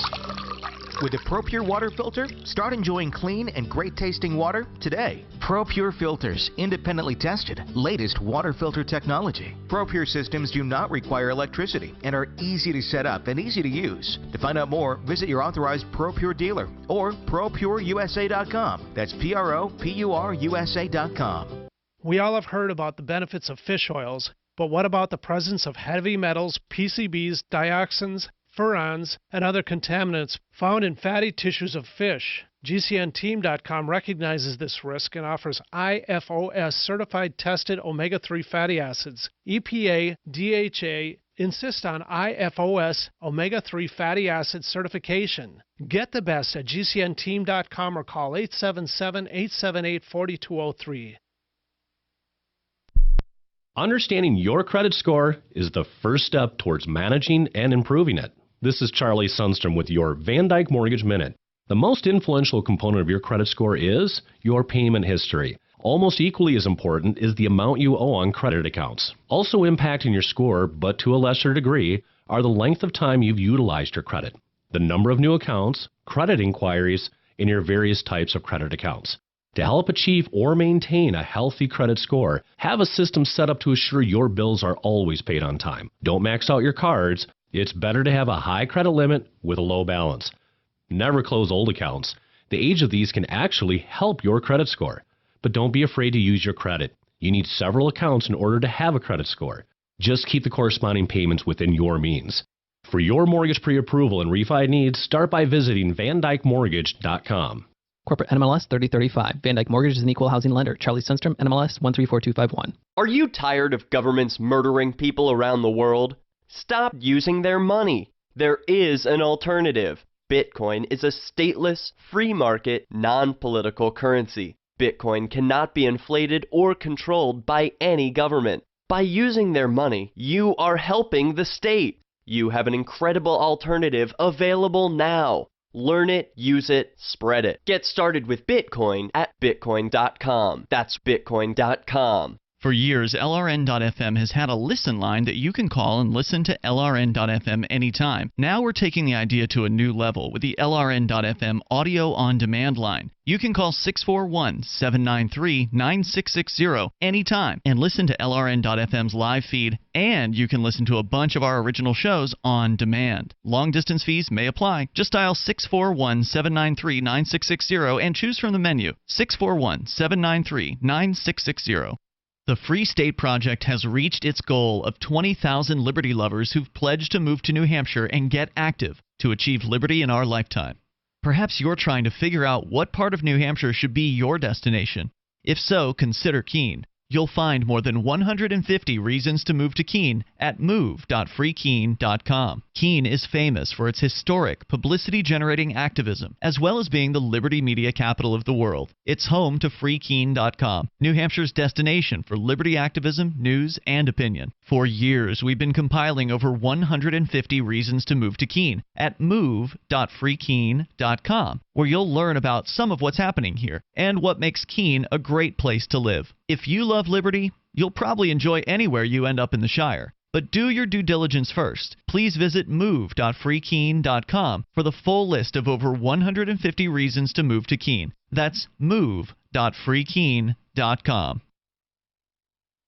While our satellite channel is free to listen to, it's not free for us. You can help us cover our satellite costs with the chip-in on the right side of the page at lrn.fm.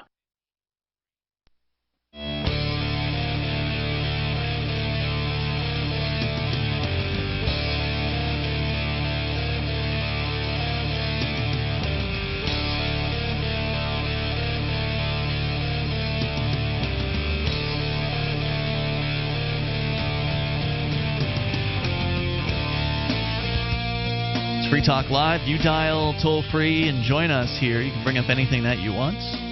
Our number is 855-450-FREE, like freedom. That's 855-450-3733. We've got Skype. So Skype on in here at username LRN.FM. Well, we've got suicide to talk about, and Mark is going to get into that here in a moment. It's apparently a big story around the country right now. We'll tell you more about it. But do you want to help build a better financial system for everyone? Join Dash. Dash is Digital Cash, a digital money platform designed to replace cash and help people manage their own wealth. It's fast, private, and easy. Fees are low, and transactions are fast and can even be confirmed instantly. You can pay anyone, anywhere in the world, anytime, for just pennies on the dollar. Dash is decentralized, run by users who earn rewards and help run the network and make governance decisions. Anyone can invest in Dash and earn rewards for helping run the Dash network. Join Dash and help create a better financial system for everyone. Take back control over your financial future today. You can find out more at Dash.org. There's a lot of momentum behind Dash right now. Go to Dash.org and find out why. With you in the studio, you've got Ian here. Jay. And Mark. So, Mark, what is this suicide story? What's going on? Okay, so I've got a whole bunch of different, pieces to this story, and it's difficult to kind of piece it all together into one cohesive story. I don't have one story that has all the facts that I like, but it's a pretty big deal out there. There's this out where? Out in the ether sphere. Okay. In the news world, basically what happened was this young lady. Her name's Michelle Carter.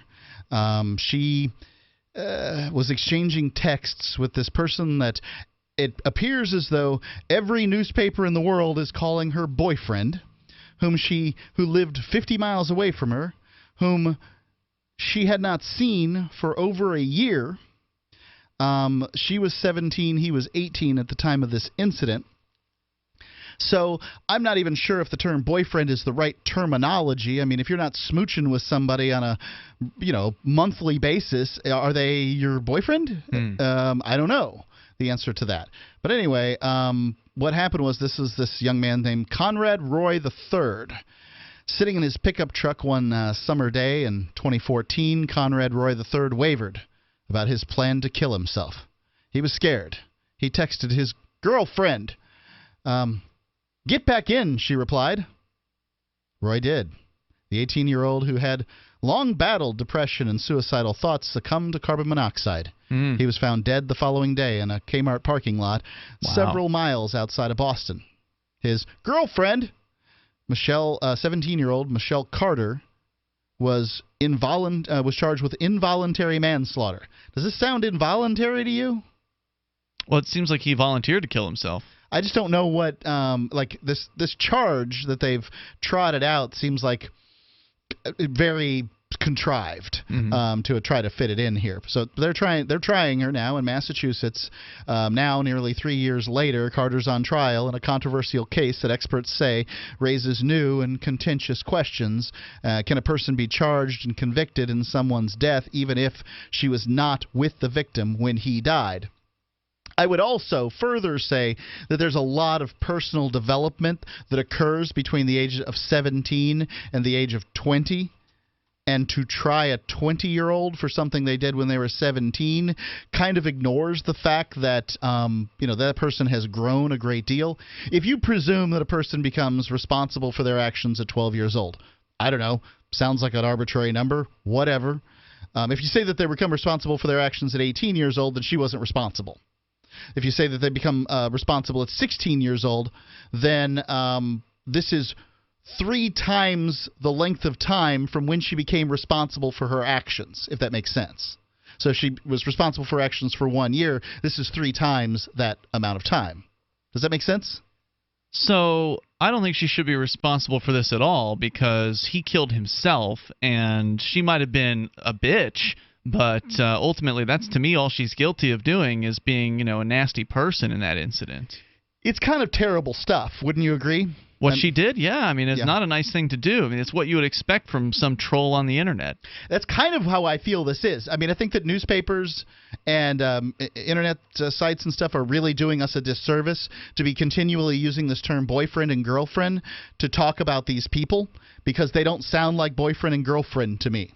I almost feel like there's an agenda to, start stacking up and finding all these examples of why we need to regulate the internet and why we need to, you told somebody to do something awful. And, the thing is, if somebody tells you to go kill yourself and you go do it, you weren't far from doing it anyways. People will tell you all kinds of things on the internet. If somebody tells you to put your iPhone in the microwave to solve the cracked screen or whatever the excuse is, you've seen these pictures or videos claim that you're going to somehow fix something by putting your electronic device in the microwave, and you go ahead and take that advice without checking it first and getting somebody else's opinion or whatever, researching, then you kind of get what you deserve in that case. I also think that I have sympathy for this man's family. There's no doubt. I'm sure this has been terrible for them. The death of a loved one like this is awful stuff. And if you're considering suicide, consider the people that love you and how this is going to affect them. And also consider that you'll probably change your mind. Life's going to get better. If you're considering suicide, life in all likelihood is going to get better. But nonetheless, he's not being held responsible for the sort of mental degradation. Well, he's dead, so you can't hold him responsible. You can, right? If he'd have gone, do we hold people that go out and do mass shootings responsible for their actions? Well, yeah, if they survive it. Well, what if they're dead? You don't hold them responsible? I guess you can consider him to be responsible, but we don't consider him. Mostly people are not considering him to be responsible for the mental degradation that resulted in his own suicide, but somehow this lady is supposed to be a paragon of mental health. Right? Like, she participated, but it's also sort of this same kind of, they were working on each other, and I don't support this for a second, but what if you're dealing with somebody who says over and over and over and over and over and over again over the course of, many, many, many months that they want to do something, and then they get really close to achieving that goal, whatever that goal might be, and then they stop? Well, all she did was bring him across the finish line to achieve a goal that he stated that he wanted. Now, I think it's sick and weird and awful, but I can kind of glimpse whatever attitude she might have had. Now, who knows? They might have been fighting at that. I haven't read the text, so I don't know. I've only heard this. It doesn't seem like it. I've only heard of this story in the headlines. But, people of all ages and all relationships have falling outs. They have difficult times. It could very well have been that he was sending this to her, and she was already mad at him for something else that he had said, and she was just like, tap, tap, tap, well, get back in. Just kind of this snide blow-off remark. I don't know why you're presuming that, because there's no evidence of what you're speaking. Like I said, I haven't read the chat logs. Have you? Yes, I've read some of the chat logs. Okay, right. Okay. I've done a certain. Well, what was around the conversation? Because so far, all I've heard in this conversation, she's being quote unquote supportive, essentially. She's basically a suicide coach for this guy. A cheerleader is what it sounds like to me. Yeah. So it was more than just get back in. There was like an ongoing encouragement throughout the whole thing. This is many months of exchanges of texts that go on. Really? Yeah. This months of encouraging him to kill himself, and him wanting to kill himself. This isn't him. This wasn't her idea necessarily. And also, there's a text exchange with a friend afterwards where she basically says that she could have stopped him from doing it, but she chose not to. So that's kind of interesting. What was her mindset when she said all this? And what obligation does she have to stop him? The toll-free number here tonight is 855-450-FREE. What would you decide in this case if you were on the jury? Presuming you know more about it than I do. 855-450-FREE. It's Free Talk Live. P150, P150GA, P150NY, P150OK, P150TN, C250A, C250E, C250Q. Not available in all states. If New York or Colorado, call for a similar offer. What's the scariest thing about going to the dentist? Opening your mouth or opening your wallet? Because just a simple cleaning can cost $100, and things like root canals can cost you hundreds more. If you don't have dental insurance to help, call Physicians Mutual Insurance Company. 1-800-972-1059. This isn't a discount plan or preventive-only coverage. This is real dental insurance that helps pay for checkups right away, so you can call today and get your teeth cleaned tomorrow. Plus, it helps cover the more expensive procedures you might need down the road. Fillings, crowns, bridges, even costly dentures. There's no deductible and no annual maximum. Your acceptance is guaranteed for one of these insurance policies, even if you're retired. There are no networks, so you can choose any dentist you'd like. Call now for a free information kit with all the details. 1-800-972-1059. That's 1-800-972-1059. 1-800-972-1059. BuySellMakeOffer.com is better than ever. I'm Pat Matthews here to tell you that BuySellMakeOffer.com, the revolutionary site for buying and selling anything and everything, just upped the ante. Go right now to BuySellMakeOffer.com and click the Sign Me Up button. When you do, you'll get the first month free, and then it's just $9.95 a month to be a member forever. And you don't need a credit card for the initial setup. Create your own store on the site and sell whatever you want, as long as it's legal, however you want, and sell an unlimited number of items. Create your own intro video to describe what your store is all about. Use Skype to see who you're buying from or selling to. Sell unused household items, as well as antiques, cars, televisions, collectibles, real estate. The possibilities are unlimited. Use social networks to promote your store right from our site. Remember, there are never any fees, no matter how much you sell. Become a member today. I'm a member. Get all your friends to sign up, too. This could become a great business for you. Sell whatever you want for the first 30 days, free at BuySellMakeOffer.com.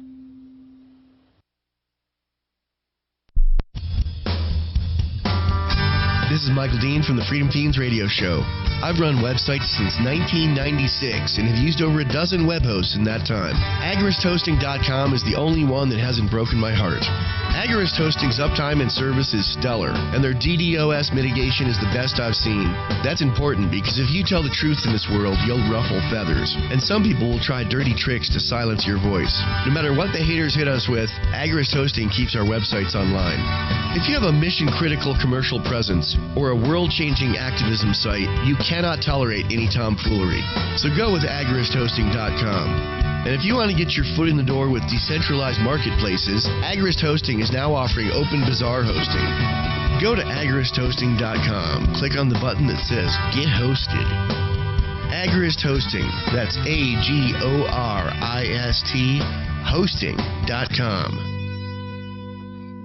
The three most important things you can do for Free Talk Live are: 1. Share one episode a week on Facebook or in some other social networking site. 2. Buy the things you buy online through shop.freetalklive.com. 3. Give $5 a month to the AMP program. You likely buy all kinds of things online. Amazon is the largest online retailer. You can get what you need at the same prices with free Super Saver shipping by going to shop.freetalklive.com. Please do your online shopping at shop.freetalklive.com.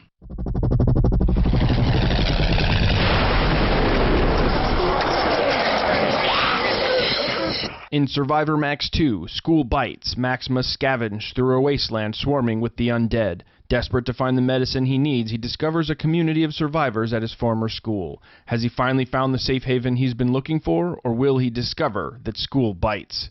Look for Survivor Max on Facebook, read reviews on Amazon, and read Chapter 1 at SurvivorMax.com. Do you love Twitter? Make sure you favorite the LRN.FM Twitter account so you can receive our tweets at twitter.lrn.fm. That's twitter.lrn.fm.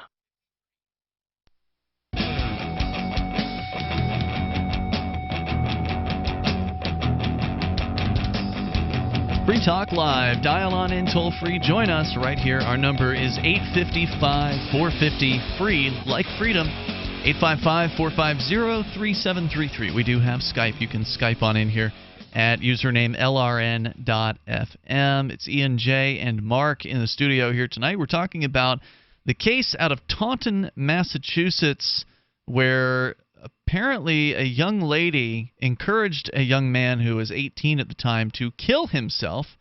After he had been talking about it for quite a long time, she encouraged him to do the deed. He hooked up apparently a hose to the exhaust pipe on his truck, put it in through his window, and sat out in a Kmart parking lot while the truck cab was filling with carbon monoxide. He then texted her one last time, apparently saying that he was thinking about... He got out of the truck. Oh, he got out. He got out of the truck, and then she's like, "Get back in." Yeah. Now, and he did. Did you hear the intonation in my voice? So I don't like the thing about texts and any written communication is it's difficult, especially when it's short and you have to kind of type with your thumbs on a touchscreen. It's difficult to know exactly what one meant when one said these sorts of things. Now clearly she wanted him to get back in the truck, but what tone of voice did she think about in her head when she said it? Also, another element in today's culture is sarcasm. Is like just young people is basically how they communicate. I see it all the time. Stacking hay with these kids at farms, delivering hay and stuff, and like they really speak in sarcasm quite a bit. I've noticed. So I mean that's kind of what I was thinking. Get back in, and I see a lot of these Facebook or not Facebook, but forums for like diesel repair and stuff, and guys are like, oh, I don't have enough motor oil in my car, in my engine or something, and people are like, oh, just fill it up with diesel, your crankcase, or just put water in it, and people take them seriously. Bad ideas. Yeah, then there's all these bad ideas are thrown out all the time. How do I tell if my battery's good? Oh, take a big 1-inch Craftsman wrench and set it across the terminals. People write this stuff in forums, and the dude's gonna get battery acid blown all over them. Yep, I mean, there is a bunch of crazy nonsense out there, and it's all sarcasm, mostly on the part of these guys, like putting this crazy nonsense out there. So my grandfather or my uncle used to say to us kids, "Go play in the road." Because we would be like, being rowdy little farm kids, just annoying them, and they would say, "Go play in the road." He didn't really want you to get run down by a car. Well, I don't know. We never went in the road. You just, go get out of here. Go play in the road is what they used to say to us. We were 5 years old. So. Right, and there you're expecting a 5-year-old to understand tone and intent and a whole variety of things, and amazingly they tend to. My son has gotten to the point that he can generally detect when I am teasing him as opposed to when I am trying to be serious. There's some times when he doesn't get it right. But, nonetheless, for instance, he had my blood pressure cuff on today. And now he's had his... It's always fun. He's had it on before. Well, he wanted to do it, yeah. He's had it on before, and he knows what it's like. And he said, "What's this going to be like?" to my wife. And I said, "Well, you're going to experience a mild shock." And it's like he starts screaming. I mean, what? So, there you go. So I've got a story here, Mark, from People.com. It says prosecutors argued that the young lady in this case, Ms. Carter, Michelle Carter, yeah, she wanted sympathy and attention from other girls at school, yearning to be the grieving girlfriend who couldn't stop her boyfriend from committing suicide. Assistant District Attorney Mary Claire Flynn said, quote, "The defendant needed something to get their attention. She used Conrad as a pawn in her sick game of life and death." Well, I do wonder about this whole boyfriend-girlfriend title thing that they're throwing around. They live 50 miles from each other and hadn't seen each other in over a year. I mean, that would have made him 17 and her 16. I'm not sure that, I'm not sure if you live within 50 miles of somebody, have a motor vehicle, and haven't seen them in a year, if you can realistically call those two people boyfriend and girlfriend. To me, that does not sound like that. The title does not fit. Detectives discovered a series of text messages in the investigation sent a week before Roy's death that were between him and Carter. Among those were texts she sent that stated, quote, "You always say you're going to do it, but you never do. Indeed. I just want to make sure tonight is the real thing. You just have to do it, and it's painless and quick." I think it's pretty accurate. All those statements are accurate. It was carbon monoxide poisoning. It probably was painless and quick. Why she wanted him to kill himself, I can only presume. My heart says this is nefarious and awful. But, if the guy keeps on talking about it, it sounds like a goal that he wants to reach. Yeah. I just don't know what to say about it. I don't know where to come down on this. It's dark. It's strange. It's dark. But it to me is not a crime. It's tacky. It's maybe morally questionable and wrong, but I don't think it should be a criminal act to encourage somebody to kill themselves, to essentially, troll them, or even if you're serious. Now, I do think there should be punishment for this. Because before you go on, there's plenty of people on YouTube or, the Facebook comments or wherever who will say the most nasty, offensive things that, as far as bad things that should happen to you. Right. If somebody says die in a fire to me on YouTube comments and then I immolate myself, is that person now responsible for this? Or is it because she did this over and over the course of months? I would argue that would be the case.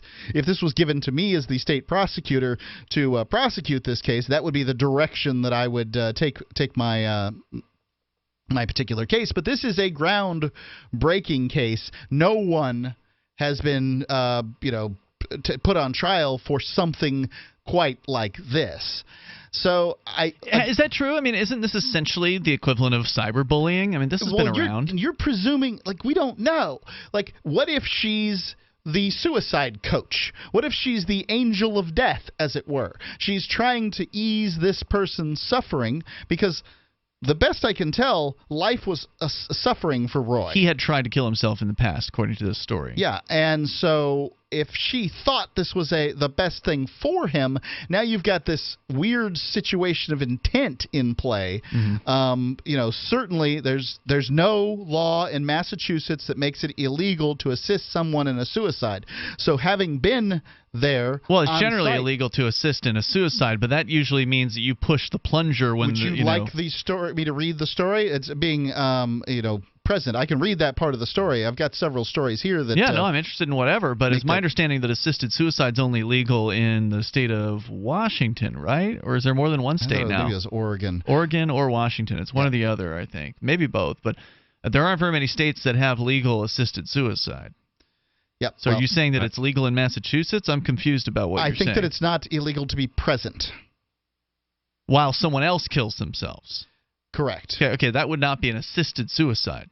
An assisted suicide is where the doctor is the person who, helps this person kill themselves. They could possibly. Is it assisted suicide when they pass you the plunger?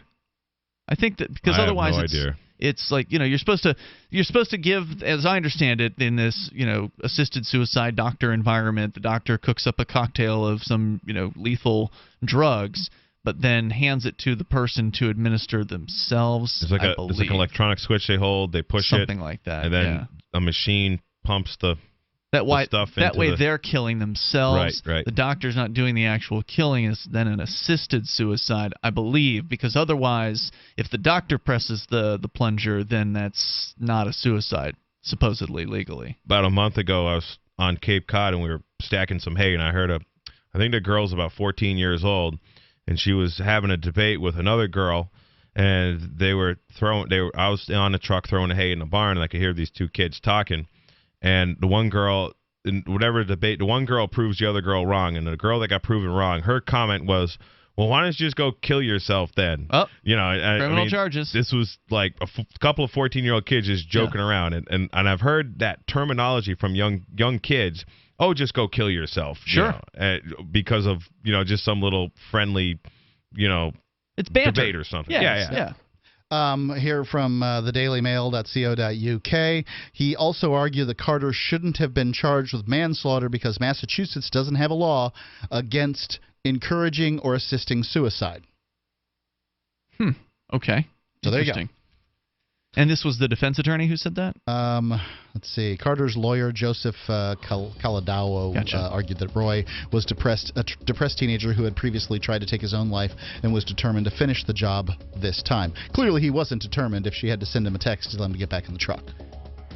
So this is, by the way, going up into a judge for consideration. There's not a jury in this particular Interesting. case. 855-450, free like freedom. You can join us with your thoughts on this case or whatever's on your mind. More coming up, Hour 3 on the way. It's Free Talk Live. Do you need a website for your blog or new business? It can be pretty intimidating on your own, and that's why Free Talk Live has partnered with HostGator, one of the top hosting companies. HostGator offers a simple, one-click, easy installation for WordPress, 24/7 over-the-phone or live chat tech support, and a very intuitive, user-friendly control panel that puts the power of creation back into your hands. Go to HostGator.com/FTL and you'll get 50% off of their regular hosting prices. 50% off. HostGator.com/FTL.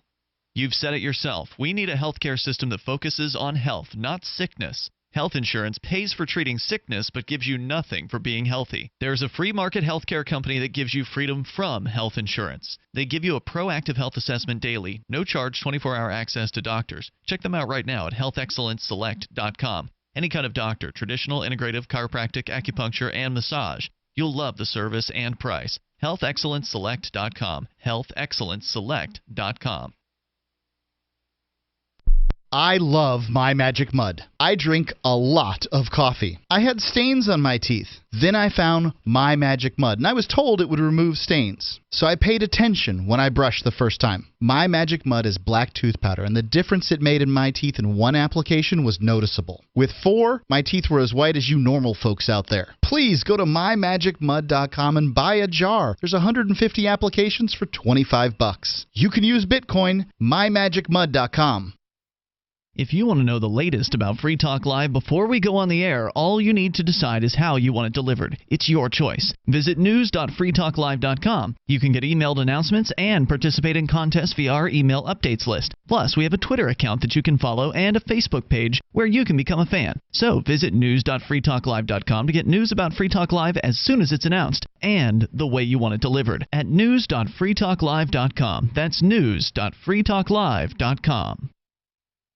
You're listening to the live edition of Free Talk Live. Hour number 3 is next after the news here on the Liberty Radio Network at LRN.FM. From Keene, the Shire, the Liberty Media capital of the world, this is Darrell W. Perry, host of FPP Radio News for Tuesday, June 6, 2017. Silver is trading at $17.68 per ounce. Gold is valued at $1,292 per ounce. Bitcoin is trading at 2 cents, and the average price of Bitcoin is $2,879.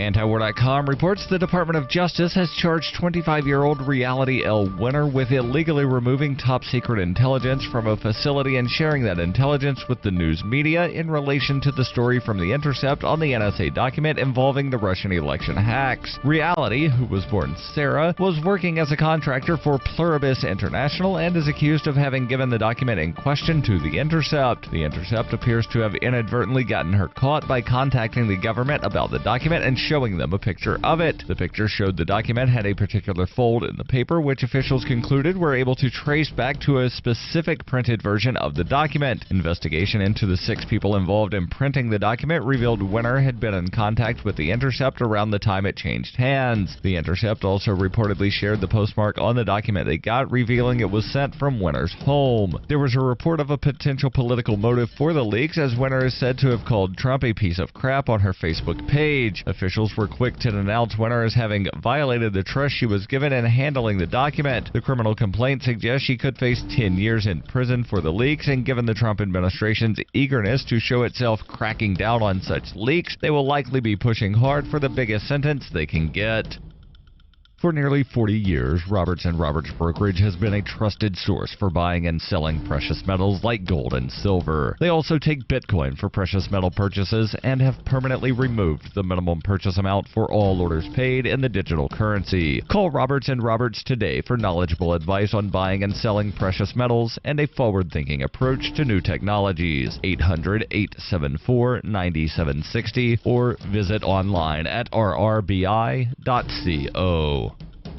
UPI reports National Geographic said professional rock climber Alex Honnold has become the first person to scale the 3,000-foot El Capitan granite wall of Yosemite National Park without ropes or safety gear. The society said Honnold completed what may be the greatest feat of pure rock climbing in the history of the sport. It took Honnold nearly 4 hours to climb the iconic natural structure. Honnold began the equipmentless climb, a style known as free soloing, at 5:32 a.m. on Saturday after he ate his standard breakfast of oats, flaxseed, chia seeds, and blueberries. Holnold told National Geographic, with free soloing, obviously I know that I'm in danger, but feeling fearful while I'm up there is not helpful to me in any way. It's only hindering my performance, so I just set it aside and leave it be. Holnold trained in China, Europe, Morocco, and the United States to prepare for the climb. A team of filmmakers accompanied Holnold and will use footage of the climb in an upcoming National Geographic documentary film feature. Professional rock climber Tommy Caldwell told National Geographic, "This is the moon landing of free soloing." Holnold described the climb up the steep wall as walking up glass. Born into a devastating world and raised among the crowd, the Cloudwalker assumes a new identity and begins the unrelenting quest for truth. In this epic journey, he discovers dark secrets about aspects of his previous life that he once trusted. Through the journal of the Cloudwalker, he shares both the traumatic hardships and the eternal beauties of his experiences. Fueled in the beginning by his unsettling thoughts and emotions, he learns how to find peace with everything he has woken up to. Dear Society by the Cloudwalker is available from Amazon.com and all major bookstores. Reuters reports San Francisco has issued subpoenas to Uber and Lyft for a broad scope of records on driving and business practices as part of an investigation to determine whether the ride-sharing service companies have become a public nuisance. City Attorney Dennis Herrera said on Monday he was seeking records to investigate whether Uber and Lyft fail to adequately serve poor neighborhoods and the disabled and whether their drivers create hazards on the road. Herrera said the subpoenas sought 4 years of records from the companies, which are based in San Francisco and have an estimated 45,000 total drivers in the city. The sweeping request includes hours and miles logged by drivers, driver incentives, traffic infractions, and city zip codes visited by the drivers. The subpoena sets up San Francisco and Uber for yet another legal battle, as the two are already locked in a fight over the city's demand for drivers' names and addresses. Herrera sued Uber last month to compel the company to comply with the data request, which Uber has said is an invasion of driver privacy. This has been FPP Radio News, online at fppradio.com. I always dreamed of providing the nation with concise recaps of the week's events. One fateful summer in 1934, legendary onion mogul T. Herman Zwiebel was passing through our town to acquire an oil derrick when he overheard me calling in the oxen in my breathy baritone and offered me the opportunity of a lifetime. Yes, from the turbulent war times of the 1940s. The Onion welcomes the majestic Axis armies as conquering heroes. To the free-spirited 60s. And remember, there's nothing more cosmic than keeping your house insulated with Thermoflake brand asbestos. I can truly say I've been here for the turning of the ages. But now, viewers, my beautiful 19-year-old wife and I will take our much-deserved retirement to my Genevan chateau. I wish all of my detractors empty, destitute lives. And for my allies, I hope for all the pleasures availed by heaven. So, finally, let me say one last time. For more, keep checking theonion.com. This is the Onion News Network.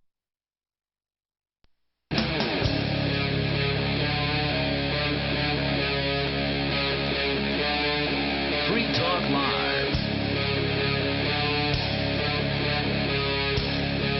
Free Talk Live. You dial toll free. Join us right here. Bring up whatever's on your mind. 855-450-FREE, like freedom. That's 855-450-3733. We've got Skype as well, and the Skype username here is LRN.FM. With you tonight, it's Ian, Jay, and Mark. So we were talking in the last hour, and I don't know if there's much more to say about it, but in case you want to weigh in, you're certainly welcome to. It's a big trial at the moment about...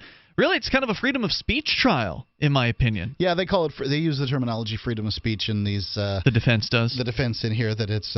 I guess that it's your freedom of speech to encourage people to kill themselves. It should be. I mean, it's tacky as hell. This she was 17 at the time. She's 20 years old now.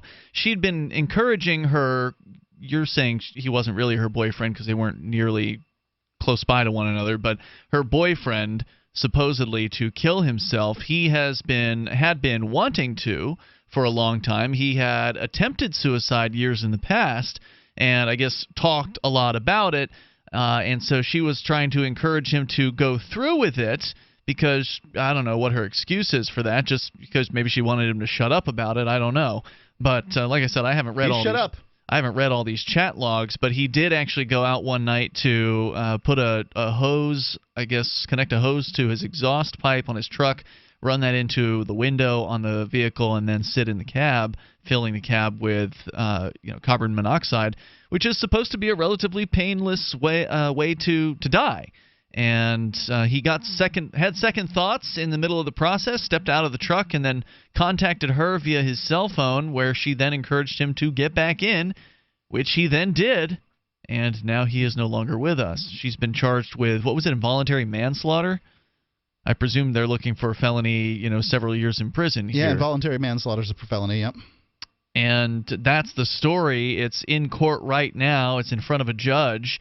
And, I mean, I think that there are some things that are probably morally questionable or wrong, but they shouldn't be illegal. And freedom of speech is a thing that you can use to do some really say some really offensive things. That's sort of part and parcel of the whole idea behind freedom of speech, is that it's the unpopular things that are out there that you don't need a protection for freedom of speech for popular speech, for speech that people want to hear. It's not under threat. She wouldn't be on trial for trying to prevent this man from exercising his right as an individual to end his own life, right? She wouldn't be on trial for trying to stop him. The question is whether you have the right, as far as speech goes, to encourage somebody. Now, I have a very difficult time with this. I mean, this isn't political speech by any stretch of the imagination, and it's very distasteful, and it's hard for me to look at this person as if they're good. Like I just can look. I think of her as bad, and thus, what do I care what the results are? Well, I mean, we should care because freedom of speech matters. Right. It's the slippery slope argument, which is, of course, a logical fallacy. Right. The slippery slope argument is that if the government can get decide that this is a form of speech that one can't participate in, then what? Then you've opened up Pandora's box. Yeah. Hey, they want to control every facet, and and these prosecutors, they're desperate for any conviction upon anything or any plea or whatever. I mean, they just. They're just throwing the S against a wall. See what sticks. Half the time to see what's almost all the time, really.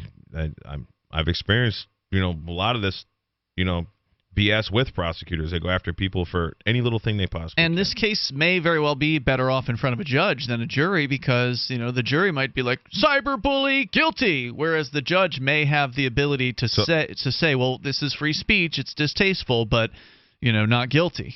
So this is at trial in front of a judge right now? Yes, it is. So in Massachusetts. That would have definitely have been the choice of the defense to do such a thing. That's correct. Yeah. So if you want to comment on this, you're welcome to. The toll-free number here is 855-450-FREE, like freedom. But like I said, there's offensive things being said all the time. Every moment of every day, there's some sort of offensive, rude, distasteful, objectionable comment being made on likely, a YouTube comment or blog comments or chat rooms, 4chan. I mean, if this guy had gone into 4chan, which for those that don't know, 4chan is an anonymous message board where people can post, all kinds of different stuff, and it's basically an S show in a lot of ways. And, yeah. Some people love it. It's where a lot of the great memes have come from. So there's certainly a lot of creative, talented people on 4chan. When they're, the argument that would be made for something like 4chan is where you have, just the lack of regulation, that creativity is able to thrive. And where creativity is able to thrive, you get, wonderful, interesting, poignant, and poignant and insightful. It's just the same word. Art, essentially. And I think that 4chan can be artistic. But you have to have the other side to get that. An awful place. Yeah, well, that's just it. You have to have the ability to have the dark side of that freedom of speech in order to have the wonderful things that you're talking about. Otherwise, everybody's at risk. And so what if this guy, he's 18 years old, he's suicidal. What if he went on 4chan and just posted his thoughts about suicide on there and, told him, hey, I want to, kill myself, and here's what I've got planned, or maybe he'd ask for help, because again, this young lady was apparently suggesting this suicide method to him in addition to encouraging him to do it. Well, he had done research online and come to the conclusions. I thought she had suggested. I apologize. And I'm sure that she had some input on those sorts of things. These people, I mean, you know how young people text. They texted constantly. Right. There was this like secret internet friend that's going to kill himself, and I'm just going to help him.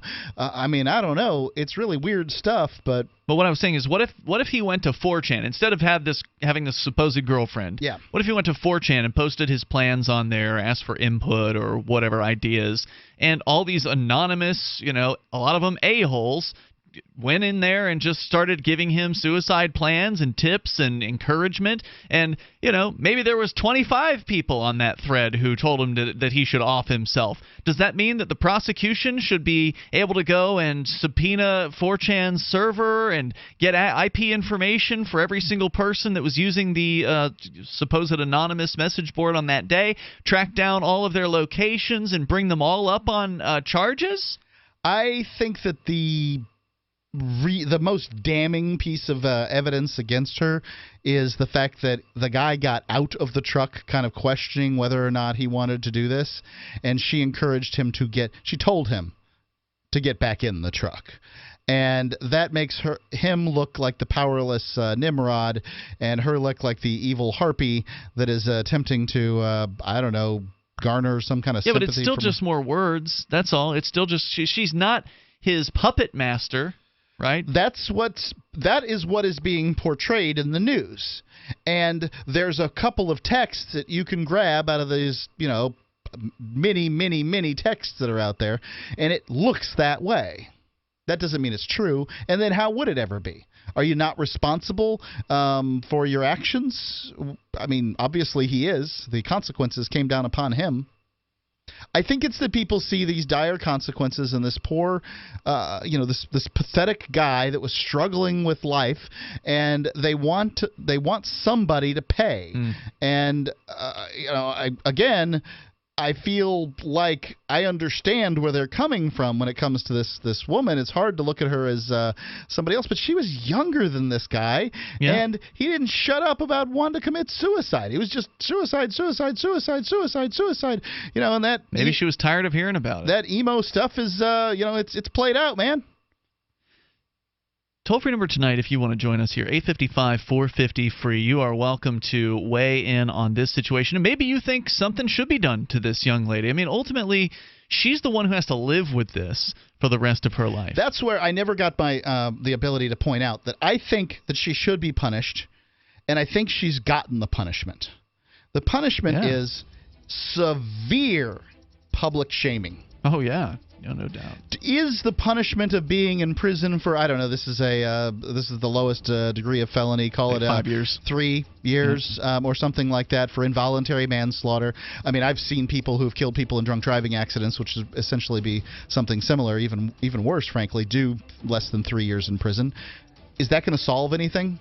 Is that going to be a worse punishment than what she's gotten? 855-450-FREE. If you're a sleep apnea sufferer who's on the go to your phone. Because if you give us a call right now, you'll be able to try the world's first portable mini CPAP device absolutely risk-free for 10 restful nights. It's the Transcend Mini CPAP, an engineering marvel that's as small as a soda can and weighs less than a pound. Its unique design is so small and so light, you can fit it in your briefcase or purse to use anywhere you go. No more dragging around a big, bulky CPAP. Even better, now you can try Transcend absolutely risk-free for 10 restful nights by calling minicpap.com, 1-800-768-3138. Transcend is FAA compliant too, so you can even sleep comfortably while flying. You can also add a battery pack that's as tiny as a deck of cards. So now you can enjoy the freedom to sleep comfortably anywhere. But don't wait. To receive your 10-night in-home trial, call minicpap.com now, 1-800-768-3138. That's 1-800-768-3138. Attention business owners and independent contractors. This is a money-saving message from Tax Mediation Services. If your business owes $20,000 or more in taxes, we can help you today, right now. Listen, dealing with the IRS is no picnic. It's an intimidating and extremely stressful process, and you don't want to go it alone. Our attorneys know every law, every tax break, and every possible opportunity to help you resolve and reduce your tax debt. And if you owe more than $20,000, customers, you may be at the top of their hit list. So don't take your tax debt lightly, because it will not go away on its own. The IRS can seize your bank accounts, your home, and even shut down your business. Call our tax experts today at 1-800-765-9681 and let us deal with the IRS while you focus on your business. That's 1-800-765-9681. Again, that's 800-765-9681. A new report by the Department of Health and Human Services has found that the average male is 4,000% less effective in fights than he imagines, casting powerful doubts on many men's claims that they could take someone out in 2 seconds or smash a guy's face in with their fist. On average, men describing hypothetical fights overestimated their level of combat skill by a factor of 40, with 80% of males incorrectly predicting they could mess a guy up real bad with one solid punch to the jaw. During actual physical altercations, however, these men were statistically more likely to end up hurting themselves, or, most commonly, trying to diffuse the tension by nervously saying, "Hey man, let's all just calm down, okay?" before any fighting even came to pass. Researchers discovered that men were significantly weaker than they verbally indicated while chatting with friends in bars and locker rooms, and that men who were 90% sure they could tear someone a new asshole tended to succeed in fewer than 1 in 10 fights. This is the Onion News Network. Here's a chance to do a little activism while you're cruising Facebook, Twitter, or Google+. Between the LOL cats, the recipes, the hot girls, and the inspirational sunrise memes, Free Talk Live's posts pass by your newsfeed. Like them, comment. It gives us more exposure. If you don't see our posts, click like at facebook.freetalklive.com and then hover over it to click Get Notifications. It's an easy way to spread the ideas of liberty a bit further. I know you're busy, but you can spare that 1/10 of a calorie it takes to click on something. facebook.freetalklive.com. Ross Ulbricht was convicted in early 2015 of running the infamous Silk Road underground market. The Silk Road was a gift to humanity and helped reduce the harms brought on by drug prohibition. For this good deed, Ross has been sentenced to life in prison with no possibility of parole. Now, an appeal is Ross's only chance, and he needs your support. Please visit freeross.org, where you can contribute via various methods, including Bitcoin. Visit freeross.org. That's freeross.org. If you enjoy LRN.FM, please contribute to your favorite shows via their websites and become an amplifier at amp.lrn.fm. That's amp.lrn.fm.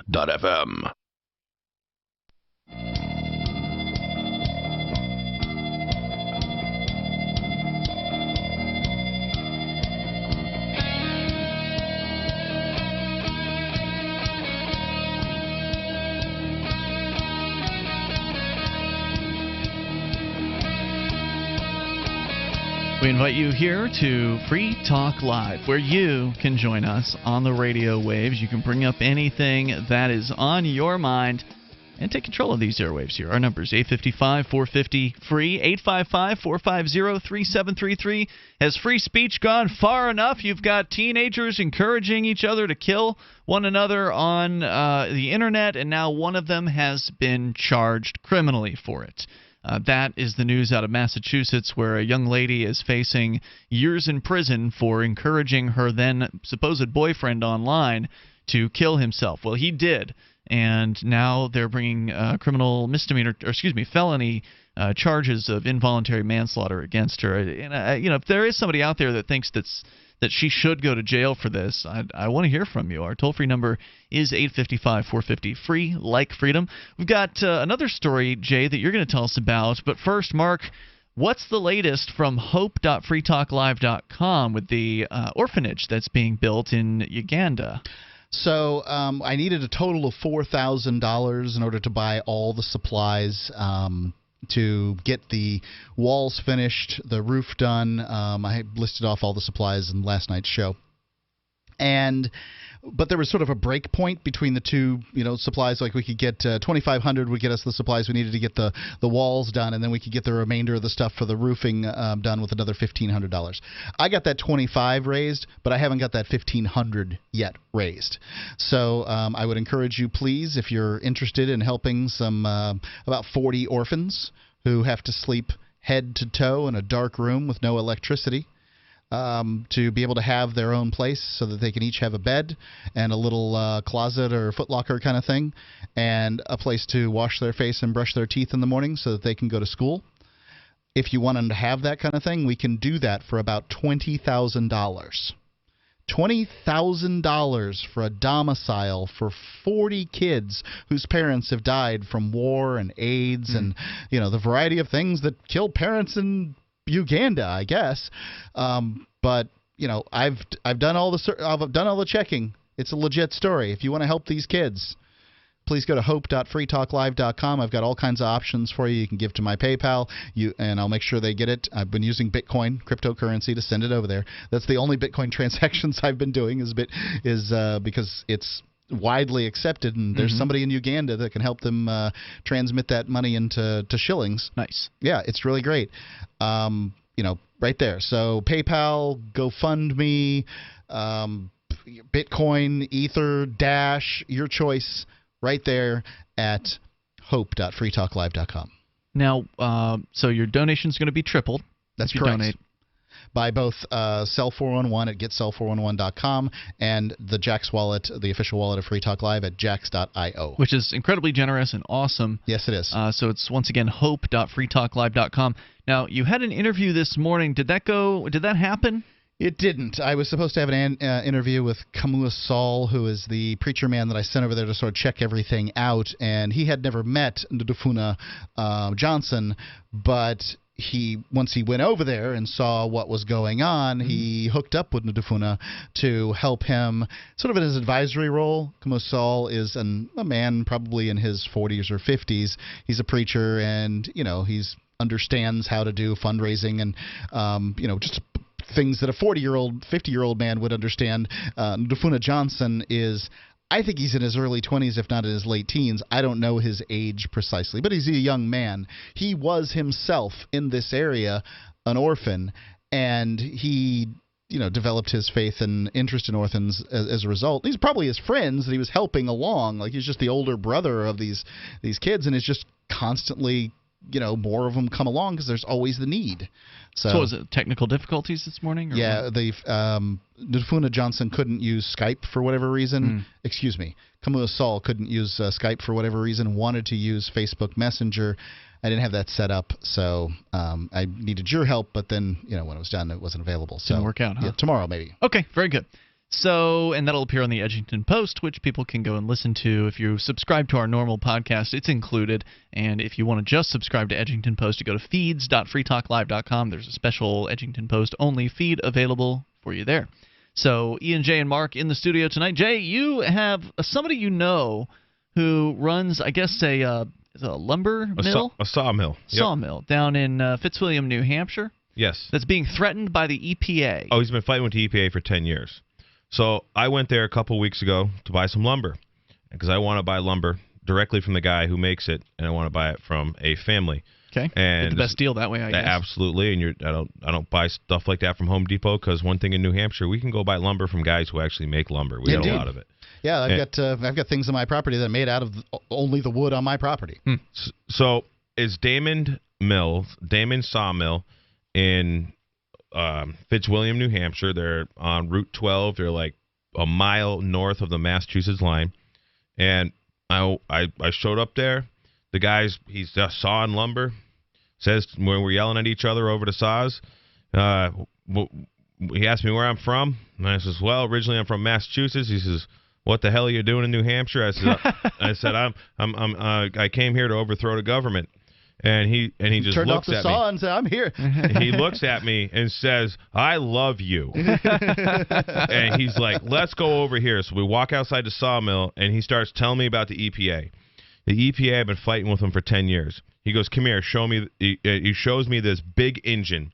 It's like a locomotive engine, or a big boat engine. It's an old 1940s genset that makes like 700 or 800 kilowatt of electricity, three-phase. It turns 900 RPM. So to make 60 hertz electricity, you generally have diesel generators that run 1800 RPM and gas generators that run 3600 RPM to get to 60 hertz. I've never heard of a 900 RPM engine. This engine turns very slow. It's very efficient. He can run his whole power plant for less than, he can run his whole sawmill for just under 10 gallons per hour.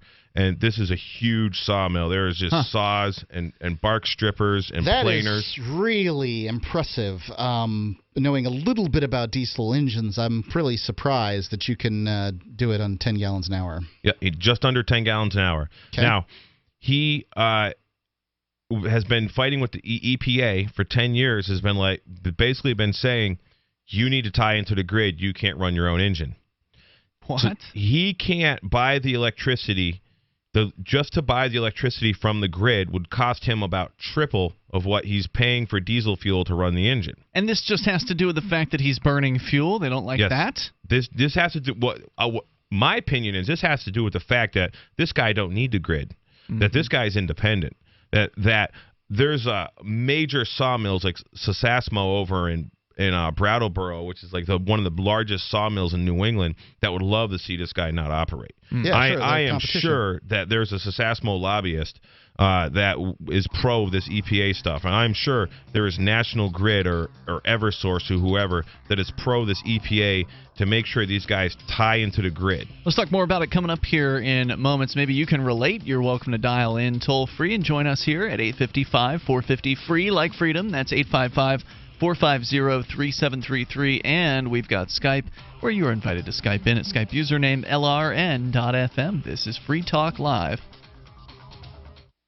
Are you drowning in debt? Are you struggling to make minimum payments? If this sounds like you, know that it's not your fault. Credit card debt happens to good people. We've helped thousands of good people just like you become debt-free with our Debt Reset program. Our Debt Reset program is customized to get you debt-free in as little as 24 to 48 months with one low monthly payment. You don't pay a dime until we succeed. Call now to see how we can work for you. 800-912-6177. That's 800-912-6177. Again, 800-912-6177.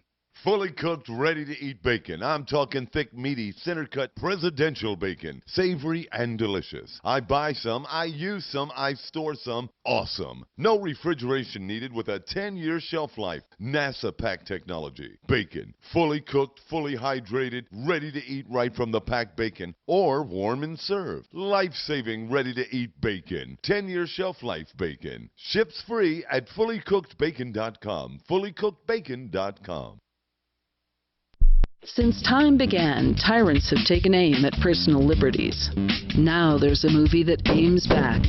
The government has no more right to tell us what to put in our bodies than they have to take our guns or tell us what books we can read. 6 drug police were eaten by bears while raiding a marijuana farm. On your knees, you dirty hippie! On your knees! What's the problem, officer? Today, many cops who enforce pot laws do so only because it provides them with cushy jobs, good benefits, and a chance to push people around. I was an undercover narcotics officer. The drug war is nothing but a farce. The Second Amendment says you gotta keep you and your gat intact. Guns and Weed, The Road to Freedom. A film by Michael W. Dean and Nima Vadadi. DVD available now at gunsandweed.com or on Amazon. That's gunsandweed.com. Makes the perfect gift. Remember, that's gunsandweed.com.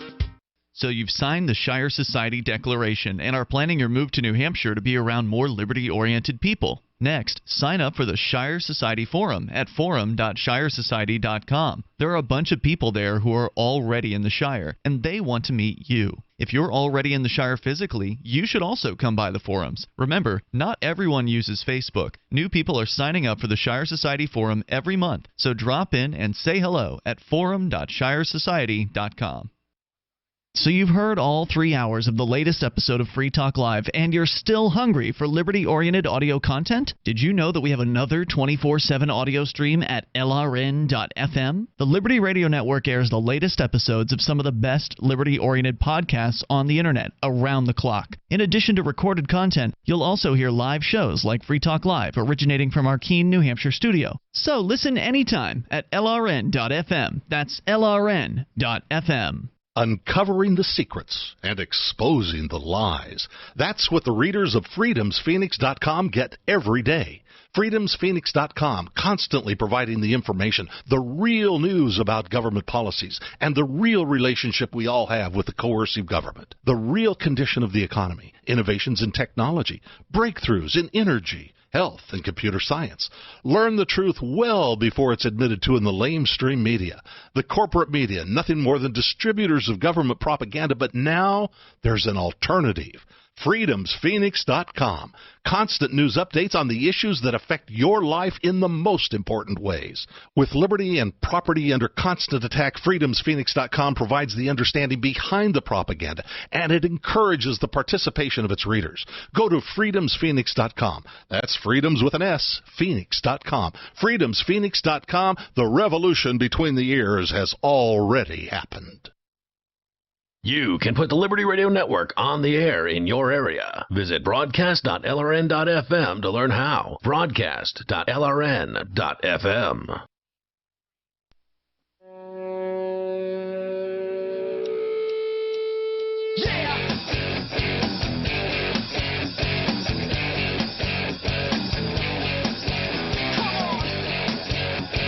It's Free Talk Live. You can dial toll-free here.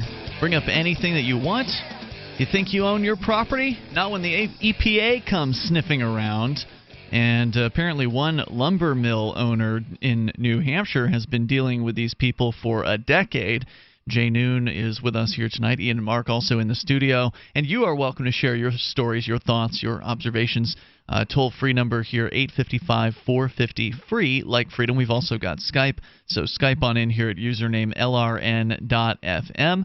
And if you support Free Talk Live and you want to help us out, one of the easiest ways to do it and get everything that you need to get online as far as shopping is concerned is to go to shop.freetalklive.com. You go through the Amazon links you'll find there. There's Amazon US, UK, Canada. You just go into the right Amazon for you, get your shopping taken care of, and Free Talk Live benefits. You get the same great deals that you're used to. It's just that Free Talk Live gets a cut for sending them the business when you start your shopping at shop.freetalklive.com.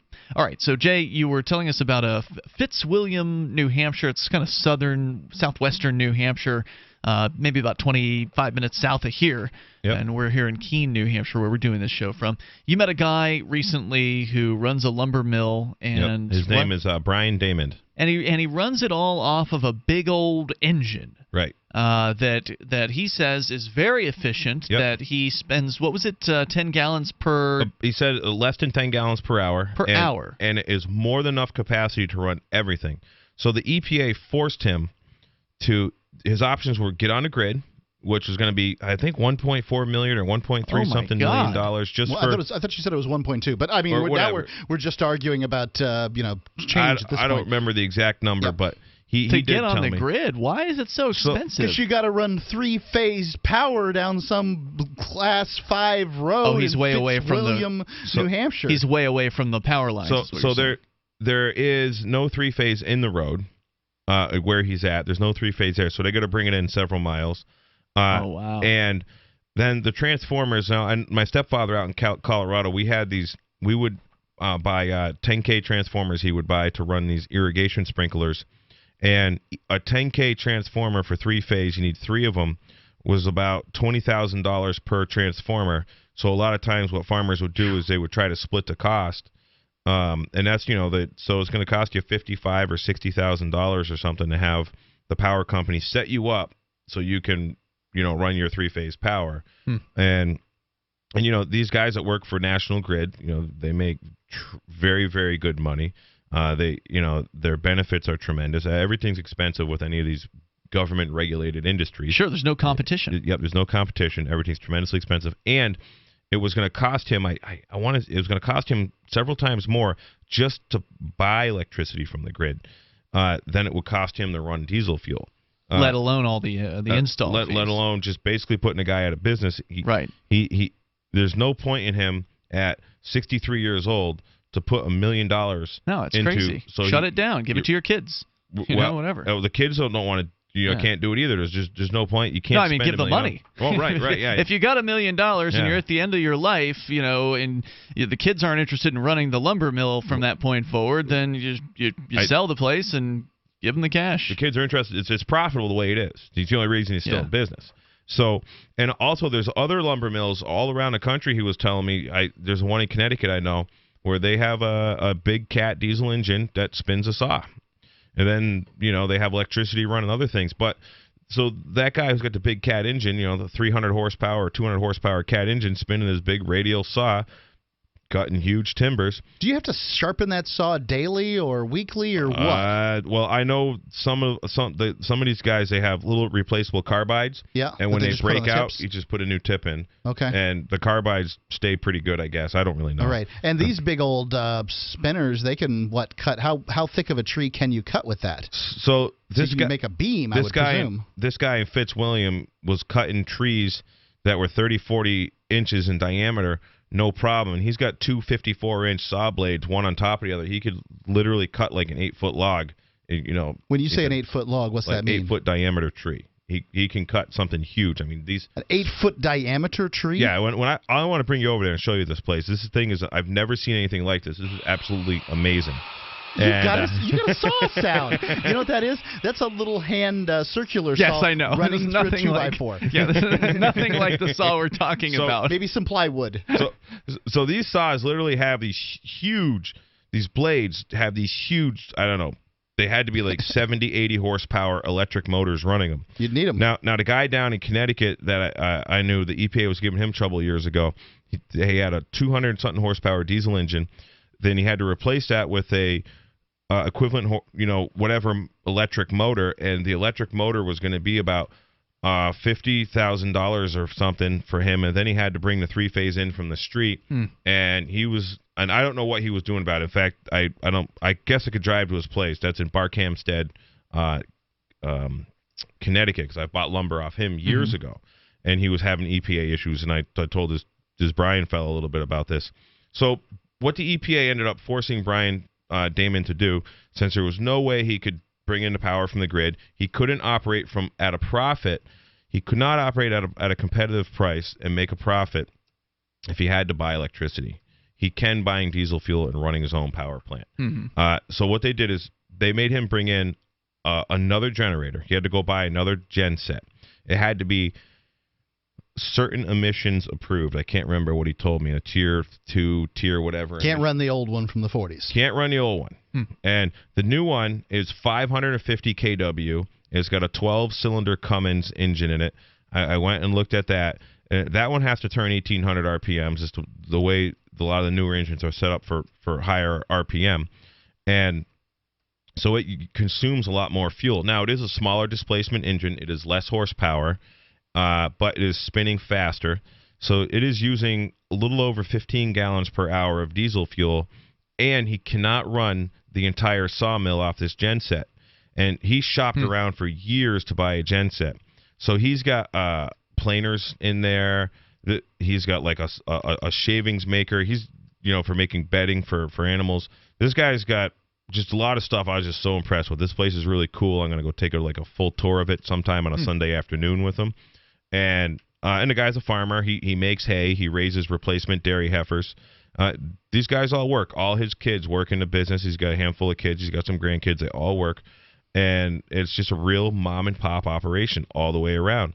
And he has to shut down certain other parts of the sawmill to finish planing wood, to run. There's not enough power. There's just not enough power, but he got some kind of super deal on this unit that's like, a dozen years old. It was a couple $100,000. It was, I don't know how much he spent on plumbing it all in and all this stuff, and a fortune. So this auxiliary unit he bought has to stay in a trailer. The trailer has to be registered. It has to be insured. It's a semi-trailer, and the EPA requires him. Are we still talking about the generator here? No, he's got a second generator now. There's two generators. Okay. There's one that's from the 40s and one that's, what'd you say, like less than 20 years old? Yeah, it's like a dozen years old. So the one from the 40s isn't supposed to be run at all. Right. It's a stationary generator. It's basically built. It's inside of a big building, and it's so the second generator this guy had to buy, and it was a few $100,000 to buy it, 550 kW. And that's 550,000 watts that it produces, so people understand. Kilowatts, kW. And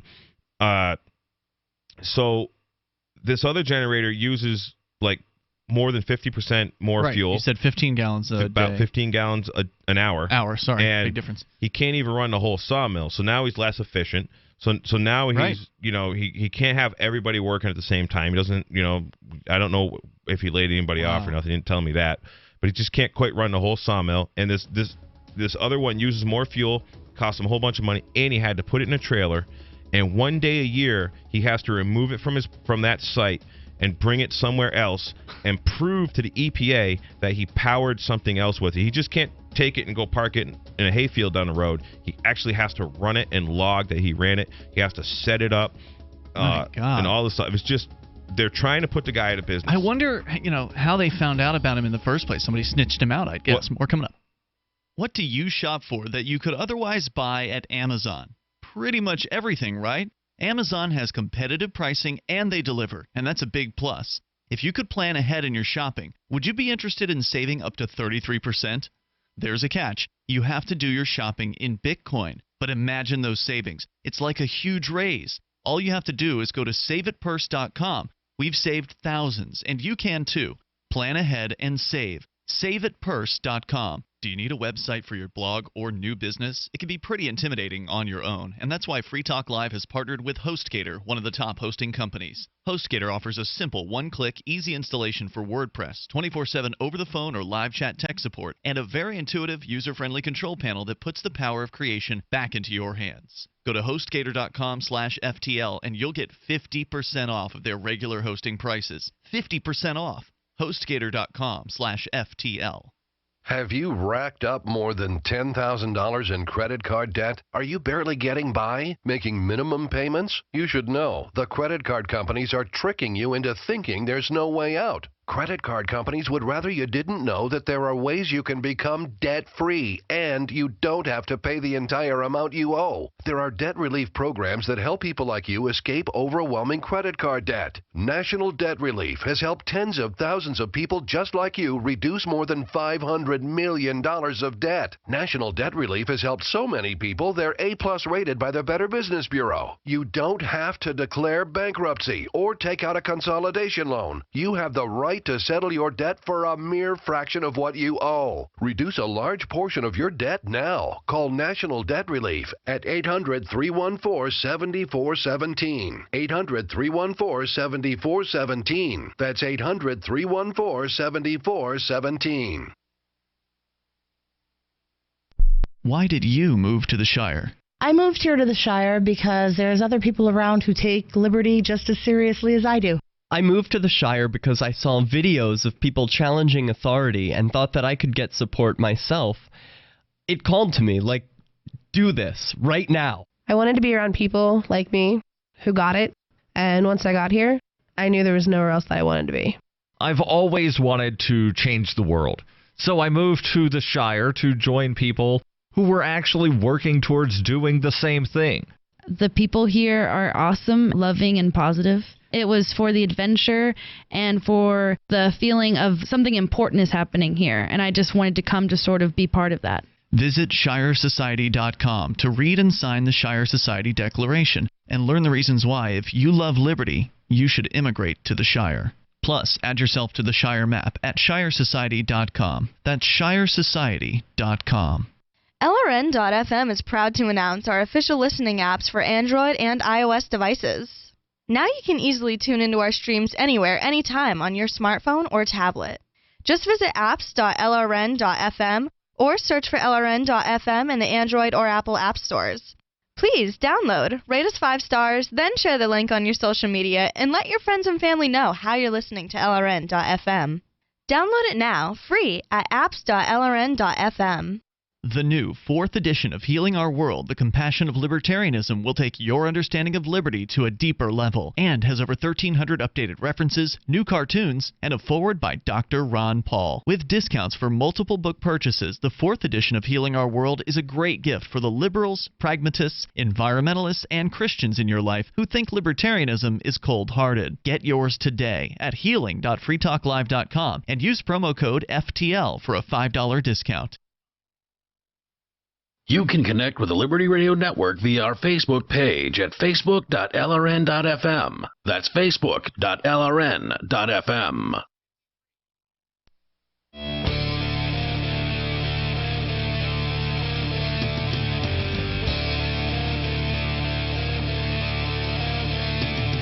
It is Free Talk Live. You may dial on in here. Toll-free number is 855-450-FREE, like freedom. That's 855-450-3733. And Skype on in at Skype username LRN.FM. Joining you tonight, it's Ian. Jay. And Mark. We're talking about the EPA, I don't think we actually spelled it out. The Environmental Protection Agency is supposedly what that stands for. That's right.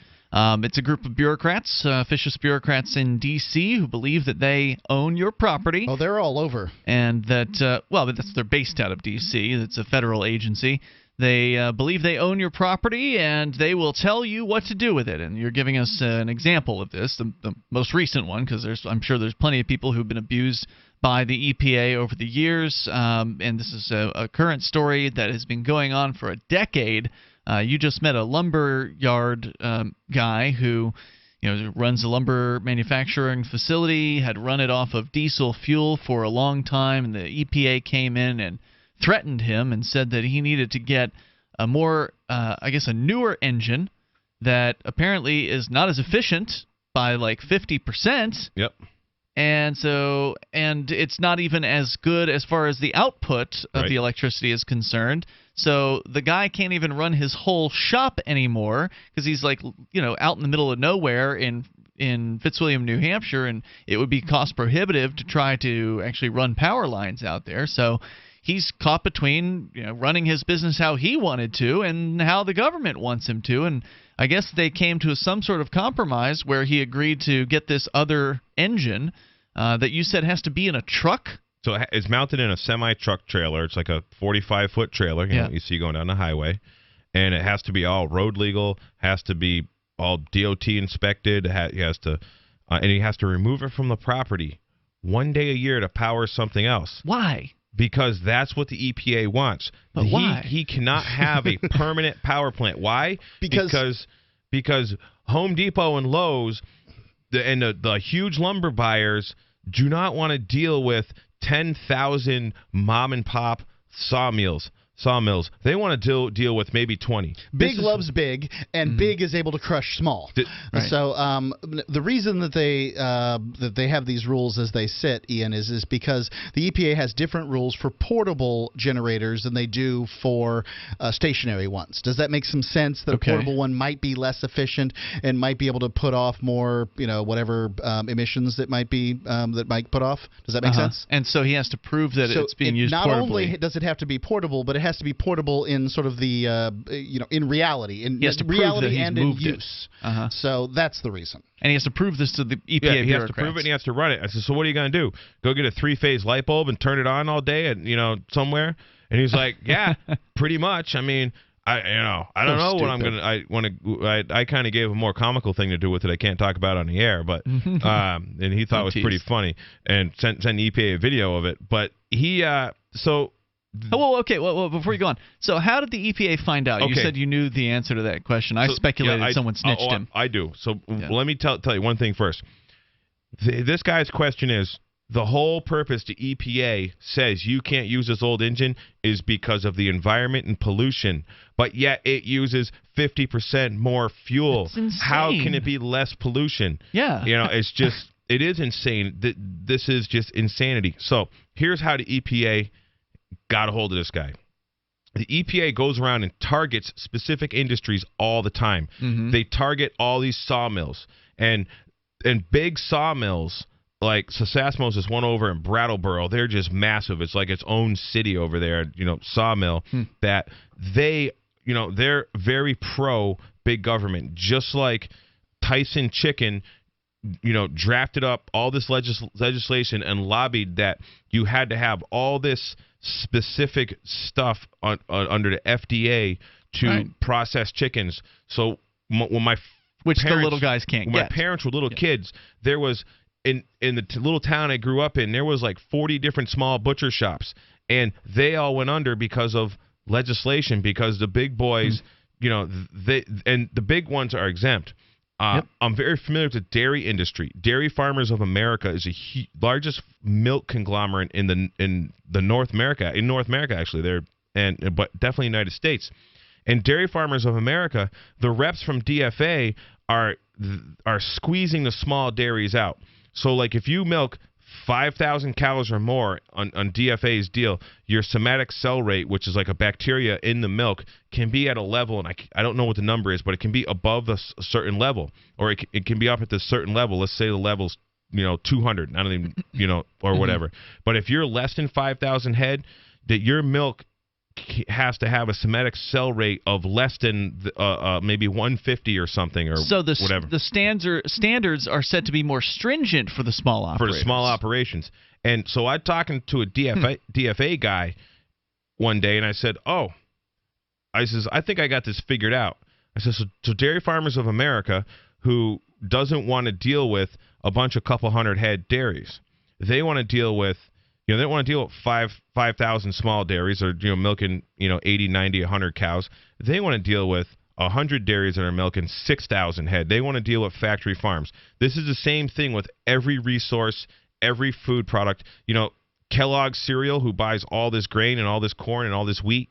You think they want to deal with guys that are working 50 or 100 acres? No, they want to deal with mega farms. Cargill wants to deal with a couple hundred producers. That's it. Not 10,000 producers. When you have operations that are so huge that are buying millions and millions of units of commodities daily and trading them, they need to get deals done to get all this bought. They don't need to have brokers and you can make 100 phone calls. Hustling 10,000 people when they only maybe want to hustle 1,000 people or deal with 1,000, and then what happens is these huge conglomerates, such as Dairy Farmers of America, for example, have these 6,000 head dairies. They're just totally in bed with them, and just whatever happens. And it's just and it's politics. And this is another reason I am such an avid anarchist, is because this can only happen because government exists as a protectionism racket for these huge corporate elites. And so getting back to this, the EPA is going out and literally targeting small operations. They're targeting family farms in Massachusetts. When I was 12, 13 years old, there was like 12 dairies or 14 dairies in Massachusetts. And what it was called the Massachusetts Manure Management Plan that was implemented in Massachusetts for livestock operations. And I know because they came to my dad's horse farm. And my dad said, "Get the hell off my property. I don't want you guys around here at all. And you're no good." And what it was this sustainable agricultural, cooperative between the United States EPA and the Massachusetts Department of Environmental Protection to make sure the runoff is clean and the water. And so what they wanted... That sounds like great stuff, doesn't it? So what they wanted... Foskett, Ron Foskett, or George Foskett, was this dairy farmer that I worked there when I was a little kid.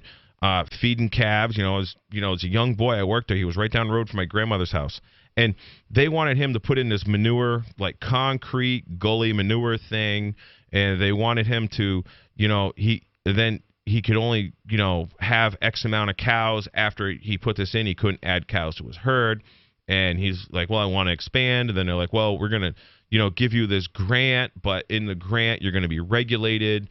And then, but what you're going to have to do is, so he just quit. Forget it. He just quit. He's old timer. He just done. And that's not an atypical story. I mean, you can't blame anybody for wanting to walk away when they're having to jump through all these arbitrary hoops and costs. Then Cumberland Farms, who we all know here in New England, that is a convenience store. Right. Well, they started as a dairy in Cumberland, Rhode Island. They were a little dairy farm 100 years ago or whatever. They've been around. They've been a convenience store since like 1920 something. Yeah. And Cumberland Farms back then, this farmer was like, yeah, it's guys like Cumberland Farms that are squashing me because they're milking 5,000 head, and they already have all this stuff. And they have, 800 retail locations around New England. Right. And now that Cumberland Farms, for a fine example, was able to be instrumental, and I don't have the evidence of this, but I'm very sure that Cumberland Farms was pro this legislation. I did heavy-duty research in the late 90s about Tyson with the chicken industry. Yep. But I can only speculate the same thing. So like Cumberland Farms and these other huge, dairy conglomerates are, they don't want the competition, so they snuff out. I believe there was 12 or 14 dairies. We counted it up the other day in Palmer, Mass. There isn't one right now, not a single. And but you look at Cumberland Farms, you'll see around here in New England that they are just building these big, beautiful stations everywhere. And they own dairies now all of New York. They own huge, large dairies. They contract with them. Yeah, we can't get the federal government out of here. That's right. Soon enough. It's utterly huge. It's ridiculous. Yeah. All right, so we're out of time for tonight, but you can join us online between now and tomorrow night when we'll be back, because we do this thing 7 nights a week, live from 7 to 10 at night Eastern Time. You can always listen live online at freetalklive.com or listen later via our podcast whenever you darn well please. We'll see you tomorrow.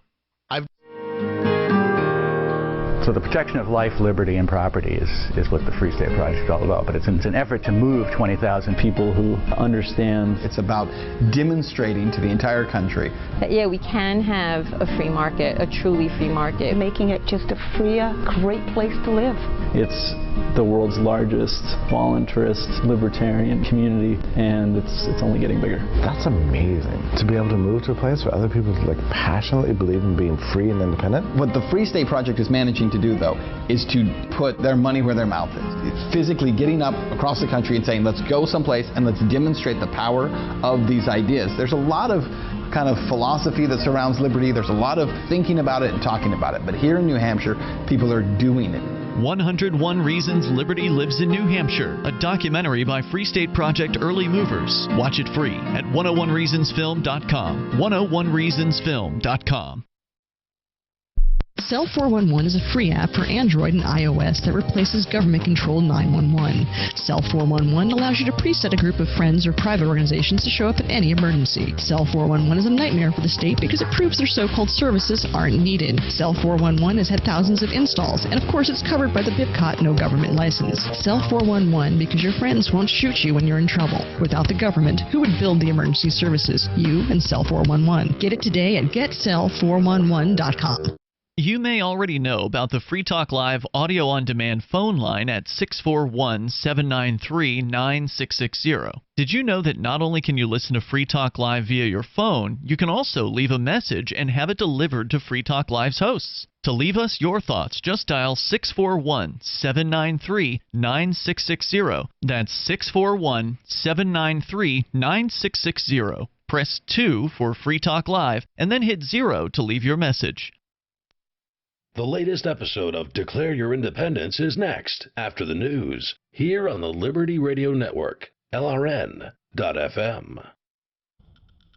From Keene, the Shire, the Liberty Media capital of the world, this is Darrell W. Perry, host of FPP Radio News for Tuesday, June 6, 2017. Silver is trading at $17.68 per ounce. Gold is valued at $1,292 per ounce. Bitcoin is trading at 2 cents, and the average price of Bitcoin is $2,879.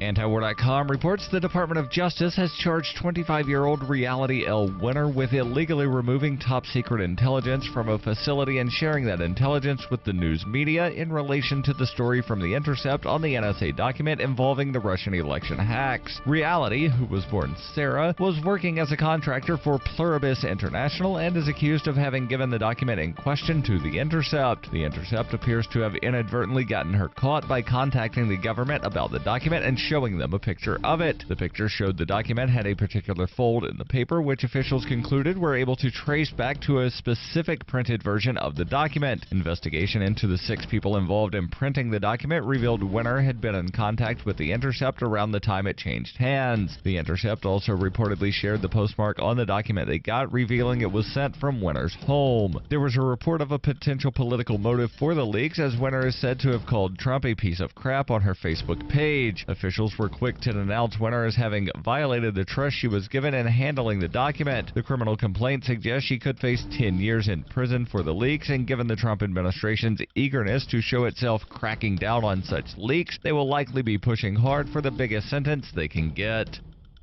For nearly 40 years, Roberts & Roberts Brokerage has been a trusted source for buying and selling precious metals like gold and silver. They also take Bitcoin for precious metal purchases and have permanently removed the minimum purchase amount for all orders paid in the digital currency. Call Roberts & Roberts today for knowledgeable advice on buying and selling precious metals and a forward-thinking approach to new technologies. 800-874-9760 or visit online at rrbi.co.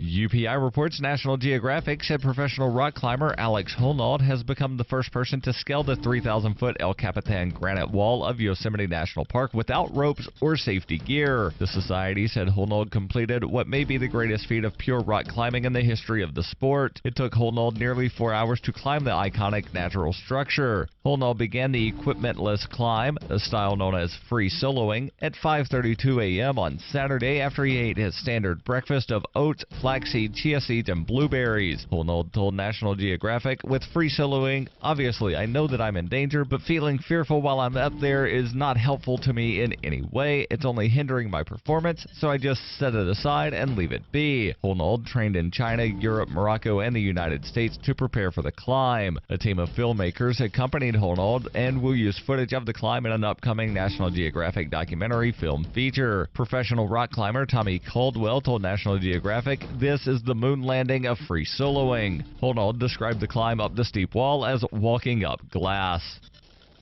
Born into a devastating world and raised among the crowd, the Cloudwalker assumes a new identity and begins the unrelenting quest for truth. In this epic journey, he discovers dark secrets about aspects of his previous life that he once trusted. Through the journal of the Cloudwalker, he shares both the traumatic hardships and the eternal beauties of his experiences. Fueled in the beginning by his unsettling thoughts and emotions, he learns how to find peace with everything he has woken up to. Dear Society by the Cloudwalker is available from Amazon.com and all major bookstores. Reuters reports San Francisco has issued subpoenas to Uber and Lyft for a broad scope of records on driving and business practices as part of an investigation to determine whether the ride-sharing service companies have become a public nuisance. City Attorney Dennis Herrera said on Monday he was seeking records to investigate whether Uber and Lyft fail to adequately serve poor neighborhoods and the disabled and whether their drivers create hazards on the road. Herrera said the subpoenas sought 4 years of records from the companies, which are based in San Francisco and have an estimated 45,000 total drivers in the city. The sweeping request includes hours and miles logged by drivers, driver incentives, traffic infractions, and city zip codes visited by the drivers. The subpoena sets up San Francisco and Uber for yet another legal battle, as the two are already locked in a fight over the city's demand for drivers' names and addresses. Herrera sued Uber last month to compel the company to comply with the data request, which Uber has said is an invasion of driver privacy. This has been FPP Radio News, online at fppradio.com. Several weeks after the car accident that resulted in the death of his longtime friend Matthew Abrams, local man Keith Bisbee told Onion reporters today that he isn't sure how much longer he should continue using the photo of his deceased friend as his profile picture on Facebook. People can't really expect me to keep this up forever, right? Bisbee told reporters he felt like he had done more than his part to preserve the young man's memory. Bisbee added, however, that he had no idea when to go about changing his profile picture. I'm pretty sure nobody would judge me if I went ahead and changed the photo right now. Matt wouldn't expect me to still have a picture of him up. I mean, I wouldn't expect that of him. You know, I should just do it. Maybe I can go online later tonight when nobody's on. But his girlfriend gets home late from work. I don't really want to seem disrespectful. Maybe I could do it tomorrow morning, or? At this time, Bisbee has reluctantly changed his profile picture to an image of a gay rights equal sign and is, quote, just waiting to see what happens next. This is the Onion News Network. And now, live from the studios of Freedom's Phoenix, Ernest Hancock. Believe me when I say we have a difficult time ahead of us. But if we are to be prepared for it, we must first shed our fear of it. I stand here without fear because I remember that I am here not because of the path that lies before me, but because of the path that lies behind me. I remember that for 100 years we have fought these machines. And after a century of war, I remember that which matters most. We are still here! Today, let us make them remember. We are not afraid!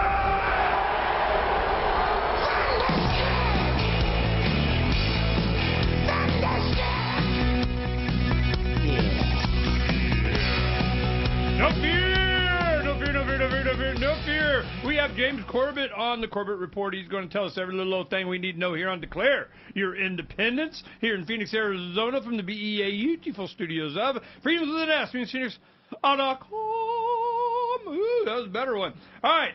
James Corbett, man, help me out, because we got a lot of things to talk about on videos that he's done recently.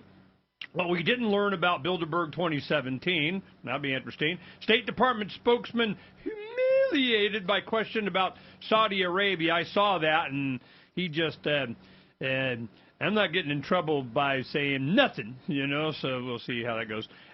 Decade of dominance. I see green light. Yeah, we talked about that last time. The truth about Glass-Steagall. We should mention that a little bit. We went over that a little bit before, I think. Trumping NATO. Chingenta, you know, Chingenta. All right, James, what the hell does that mean? I think you're trying to read the New World Next Week title with Chingenta, which is Chinese Syngenta, and then Chinese Internet, Chinternet. See? Which is? So that was a New World Next Week from a couple of weeks ago, so you're going to make me cast my mind back. But the idea was that China is basically preparing the Chinese population to accept GMOs as part of the food supply, as a Chinese state-owned company is merging with Syngenta or taking over Syngenta in some way. Syngenta being, of course, one of the major seed suppliers in the seed cartel that controls the vast majority of the Earth's food supply.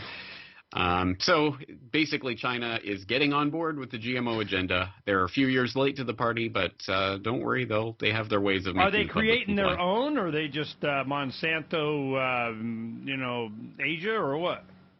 Yeah, I think they're just attempting to basically buy out the technology, which makes sense because China has a lot of capital to burn, so might as well buy out the companies that are going to monopolize the food supply, and that's clearly what's happening here. And the important part of this is that for a long time, even people in the anti-GMO movement, people who've been warning about GMO technology and all of this, has held up China as one of the bulwarks against this. So they understand, the Chinese leadership understands that this is part of an American imperial hegemon project and, you know, all this blah, blah, blah. They'll never get on board with it. Well, no, now they're starting to roll out the red carpet and put out the full court press to basically make the Chinese public come to accept it, because the Chinese public is still very, very, very, very much against the idea of GMO technology. They're very wary, shall we say, of putting GMOs in their Is there another plate. motivation like it is for? I'll give you an example. Here in Arizona, the smaller communities like Gilbert, Chandler, and whatever, they were not getting with the program. They were too rural. They were obstinate. They'd have their city council pass like Bible days and different kind of just to be against the grain, and you go there and we won't take it anymore, and a lot of activism was coming out, and they're like figured out what the problem was. Like, damn it, You're not on a municipal water system. We're going to make you get. You use mesas, okay? We're going to help. We're going to work out a deal, and fluoride, okay? So I'm just going. Is there some advantage of going? Look, your population's getting middle class. They're starting to have a little bit of money. They're going to rise up and revolt unless you add this GMO, this chemical, this air, this water, this something, and then you can control your peoples more. You know, their incentive there. Yeah, well, I would say so. I don't have any direct evidence of that, but certainly there is. I would assume at some, G20 or other, there has been the talk around the table of what needs to be done, and GMO is definitely one of those agenda items for the globalists, and this goes into the global seed vault and all of this. This is one of those things that transcends any nation-state geopolitical wrangling that we see on the 2D chessboard. This is about the real string pullers and rulers and the people with the real money, the Rockefellers and the Gates and all of those are pushing this agenda full bore, and they have their tentacles in China as well. Well, they scream about population, they want to have less, and then they want to feed them all more or something. It's not. Yeah, they don't want to feed them good food, though. They want to feed them food that will sterilize them in a couple of generations. Yeah, I mean, I think clearly this is partly population control. Yeah. They wouldn't do that. That'd be wrong. Yeah, the Chinese government would never do that to its own population. Right? Oh, no, I mean, just the whole thing there. It's a philosophy we're up against. Well, that brings us to Bilderberg. Okay, so tell us every little thing we didn't learn at Bilderberg. Well, let's start with what we did learn. We did, as we have for the last few years, we did get the official press release with the official agenda, and we did get the official participant list, because as people may or may not know, since I think 2013 or so, 2014. At any rate, the last few years, Bilderberg has its own official website, bilderbergmeetings.org, that was hacked last year. And the hacker left an interesting message about exposing Bilderberg's secrets or something. But as far as I know, nothing came of that. But anyway, bilderbergmeetings.org is the official website. And you can go there and you can go to the 2017 meeting and you can get the press release where it says what they talked about. Do you want to hear the list of 13 agenda items? Make me. Number 1, the Trump administration, a progress report. Progress report on what? Exactly. Here's your report card, and here's what you have left to do, maybe. 2, transatlantic relations, options and scenarios. 3, the transatlantic defense alliance, bullets, bites, and bucks. 4, the direction of the EU.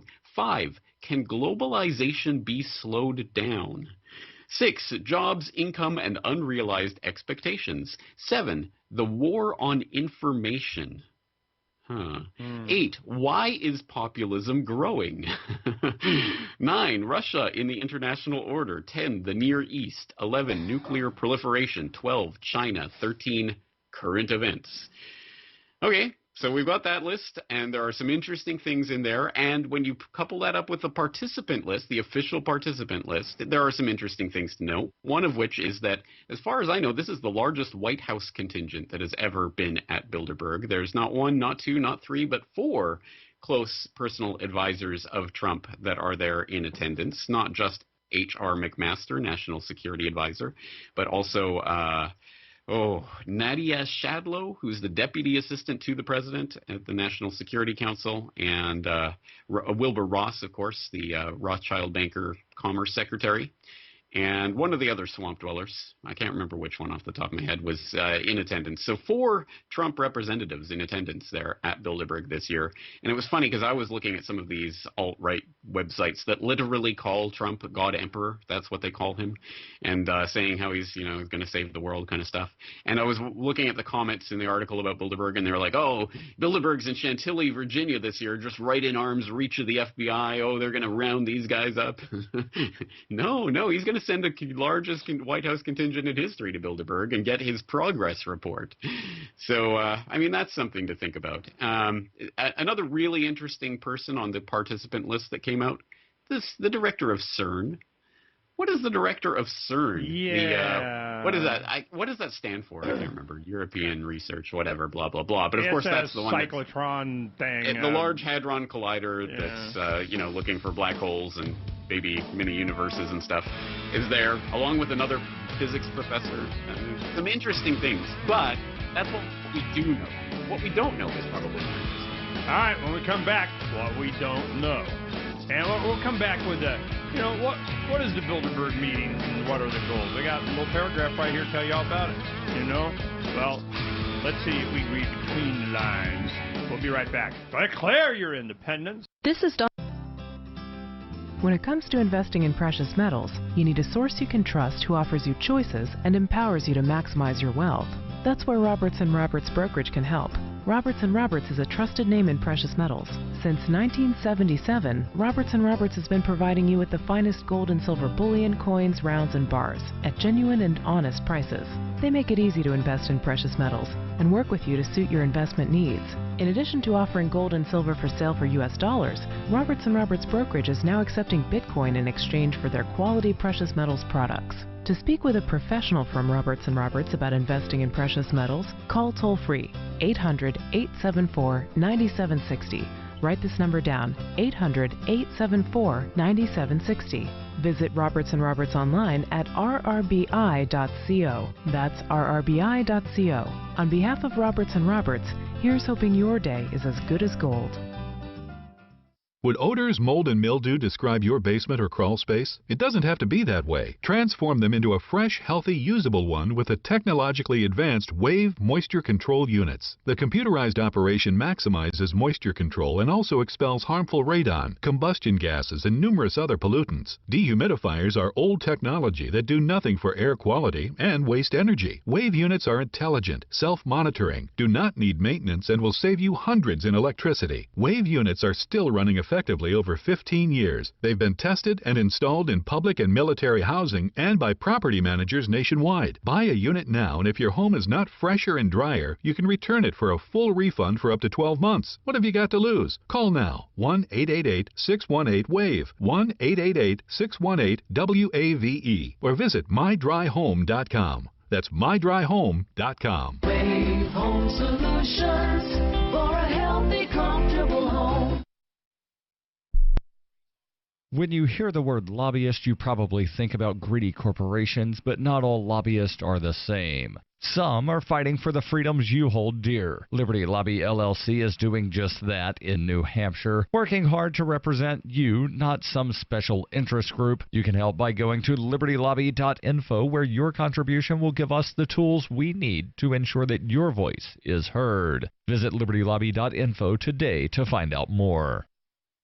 DVD, books, music, instruments, periodicals, computers, software, electronics, photo, cell phone, office products, home and garden, bed and bath, furniture, kitchen, pet supplies, automotive, hardware, apparel, shoes, jewelry, grocery, healthcare, sports and outdoors, toys, games, used, and more. It's a department store at your fingertips. Shop.lrn.fm. Get all your shopping done, get a great deal, and a portion of your purchase goes to benefit the Liberty Radio Network when you shop at Amazon via shop.lrn.fm. In a statement this week, famed actor and television icon Dick Van Dyke confessed to being the Zodiac Killer, responsible for terrorizing Northern California in the late 1960s and early 1970s. The 85-year-old actor, known for his television and film appearances in classics such as Chitty Chitty Bang Bang, Mary Poppins, and The Dick Van Dyke Show, said he committed the Zodiac murders but also killed over 37 additional people. Van Dyke said, quote, "It was unbelievably easy for me to go kill someone, come back to Burbank, and get on set. It was actually part of the fun to see if I could book a flight and make it back in time." Van Dyke's confession is corroborated by several eyewitnesses describing the Zodiac Killer as, quote, "a gangly, loose-limbed man with a toothy grin and a spring in his step." In other news, the open dialogue two Americans are having about race is pretty hilarious. A husband is experimenting with an open marriage, and a f***ing loser is at a movie all by himself. This episode of The Onion Week in Review was paid for, funded, and entirely created by The Onion, and in no way benefited from cheap, thankless viewers like you. For more, keep checking theonion.com. While our satellite channel is free to listen to, it's not free for us. You can help us cover our satellite costs with the chip-in on the right side of the page at lrn.fm. Roads?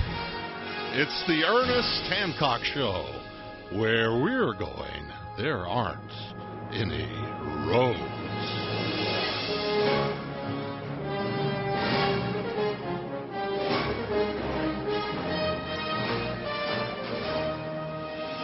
Okay, what we're looking at here is in front of CERN is this Lord Shiva is a graphic of a tell us, is a god of what? Chaos, death, dying, and destruction. What is this, James? I'm going to have to brush up on my, Hindu religion, but basically a god that, as far as I'm aware, danced the universe into existence, motivates it, and will one day destroy it. So it is the god of cosmic creation and destruction. That is sitting in a statue form outside of CERN, the particle physics laboratory. Yeah, I mean, who made that selection? Well, apparently it was a gift from India. So there you go. And because celebrating India's long connection with the CERN project or something like that. Warning from India, yeah. Threat. It's just one of those things that makes you go, really? Yeah. And I remember briefly looking into it a few years ago, and there was more to it than just that. I can't remember the details, but there was something about the names, even the names of the roads that lead to the lab itself, and some of those. I can't remember all the connections, but it was weird, creepy, and occultic when you started to look into it. Yeah, as you scratch the surface on a lot of these big things, or there's always somebody or a small group of somebodies that give the go-ahead for these gazillions of dollars spent on these things, And there's always, you could have even one person that would be able to veto it, be they, whatever level of government they are, because that's who really runs stuff. And they go, no. But so for something like CERN to be approved, as a multiple government, because it's like a multi-nation thing in Europe, isn't it? I mean, so it's like the international, space station on the ground thing. And the amounts of money on this, and to serve what? I'm not getting the impression that DARPA is going to, put it on, like all these government agencies that spend all this research money. It doesn't make it to my cell phone right away unless it's a surveillance thing, Yeah, oddly not, no. Well, I mean, officially they're looking for things like the God particle and other things, which is, a catchy little title. Of course, physicists wouldn't see anything at all, abnormal about all of this, because they understand, it's just they're looking for this and that, and we need, you need a large hadron collider in order to find out, things about particle physics. But there are a lot of creepy things associated with it. And just to add another creepy layer on top of it, go to the CERN homepage and look at their logo. Yes, it is 666. It is a thinly yeah. Oh, it's like sixes, overlapped and turned on each other. It's like a particle traveling around. But yeah, they got sixes. Of course. Yeah. Oh, why not? Yeah, that is. But I'm sure it just represents the circle nature of the particle collider or whatever, right? Right. Sure. Yeah, that's. How'd you pick that up? It's just, as I say, I looked into it a few years ago, and everything you look at, one or two things, you look at it and you go, it could be, but when you start to pile it up, there really is something creepy about it. The CERN logo is, if you're thinking 6, there they are.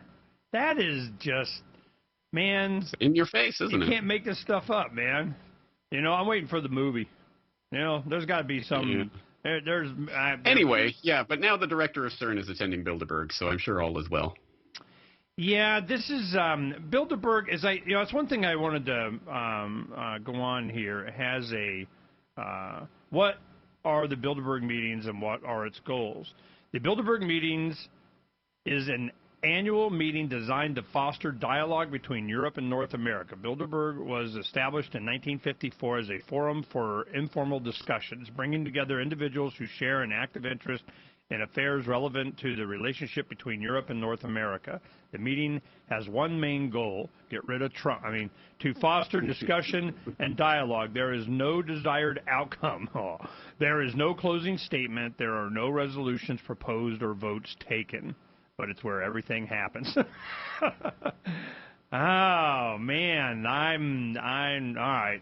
So was there a result? At the end, we had Luke Friday right when it started. Was there Luke Radowski from We Are Change, and he's got a lot of new technology. Getting drones in and out and where before he just kind of showed up inside the hotel. Hello, and he got to see just for a glimpse of how it's set up. Since there's presentations, but there's not supposed to be anybody in charge kind of thing, each of the tables of the spaces have their own microphone. It's kind of like a United Nations thing, everybody gets to talk or inject or whatever. But the results out of Bilderberg has been what in the past? What's come out of there that we would be able to recognize manifested as something?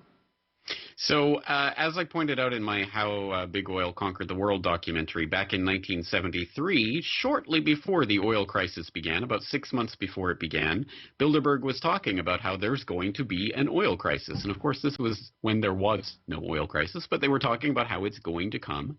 And they were talking about the idea of oil prices rocketing 400%. And again, at that time, there was no reason for that, because the ostensible reason for the rocketing of oil prices was the Yom Kippur War, which occurred later in that year. And, of course, when you actually go through the records and find out who was part of the engineering of that Yom Kippur War, you find the fingerprints of Henry Kissinger, of course, Bilderberg attendee, who was there discussing this back at that time. And by the end of the year, oil prices had rocketed as part of the oil crisis by, wouldn't you know it, 400%. Wow, funny how that works. In 2002, at the time that Bilderberg took place in May or June or whenever it was that year, there was talk about Iraq. And, are they going into Iraq this year? Or is it, clearly they were starting to signal they were going into Iraq. The question is when. Some people were saying, it's going to happen this fall. At Bilderberg, they decided, nope, it's going to happen next spring. And Jim Tucker, from American Free Press, who reported every year from Bilderberg for decades until he passed away, he reported that in 2002 after the Bilderberg meeting. He said, no, they've decided the Iraq invasion is on for next spring, 2003. Spring 2003, Iraq invasion. 2006, on camera, Daniel Estulin, who's another Bilderberg tracker, was talking about how they were his sources said they were talking about the popping of the housing bubble and the economic crisis that's going to result. Of course, 2007 became the popping of the subprime, and 2008 was the financial crisis. So there are things that have come out of Bilderberg in the past that are real, that are tangible, that are knowable, that you can put your finger on.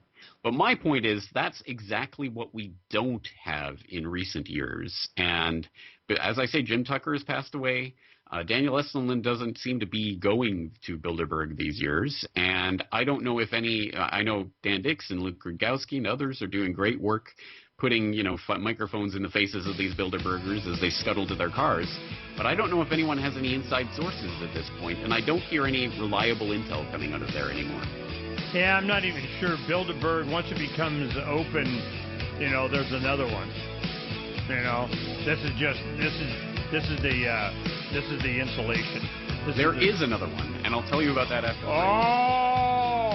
Gotta have another one to replace. It's too well known. All right, let's hear about it when we come back. Did you know that Free Aid is a mutual aid, educational, and networking organization? At Free Aid, we support volunteers who provide first aid. We do outreach to the public about health and safety, and we bring together medically skilled freedom lovers.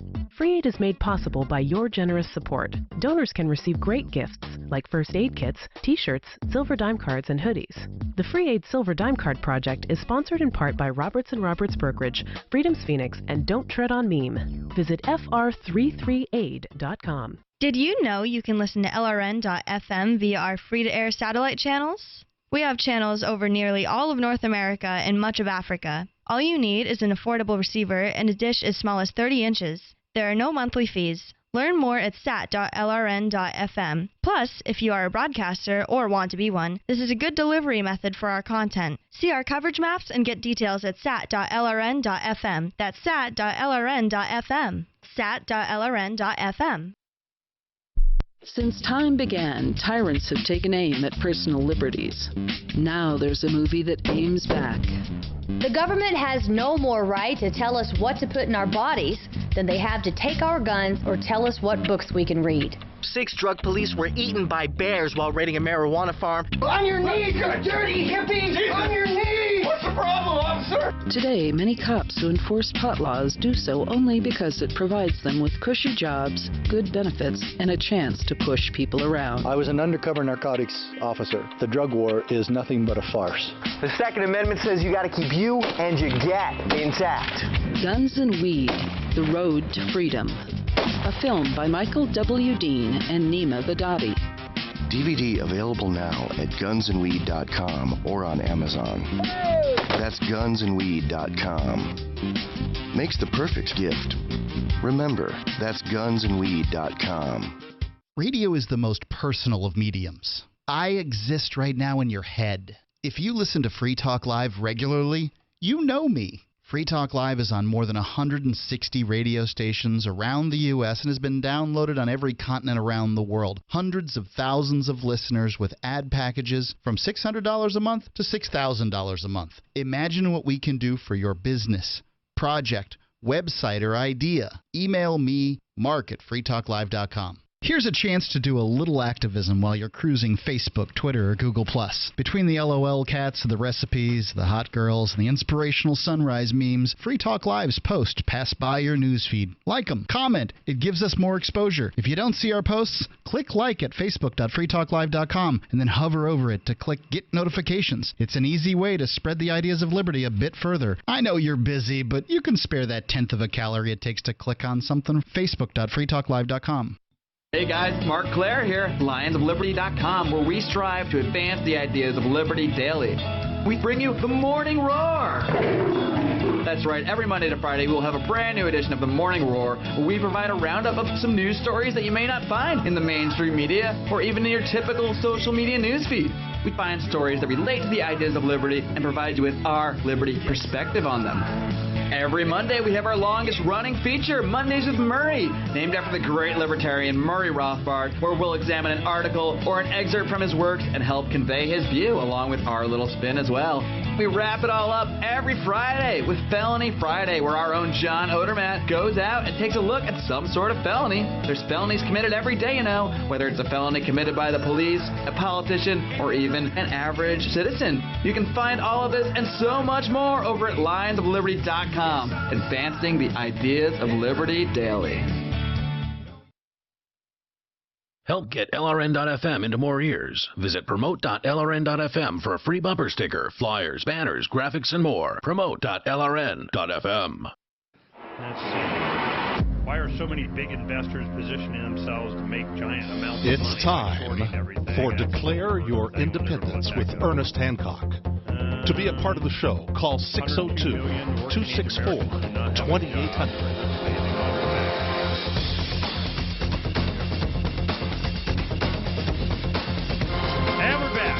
Sitting here yakking, going over headlines, trying to see, all right, something wicked this way comes. You have a Bilderberg meeting, and then they get the plan and then engage. So now we're looking at James promised us, threatened us with a new meeting. Yeah. All right. So what's going on now?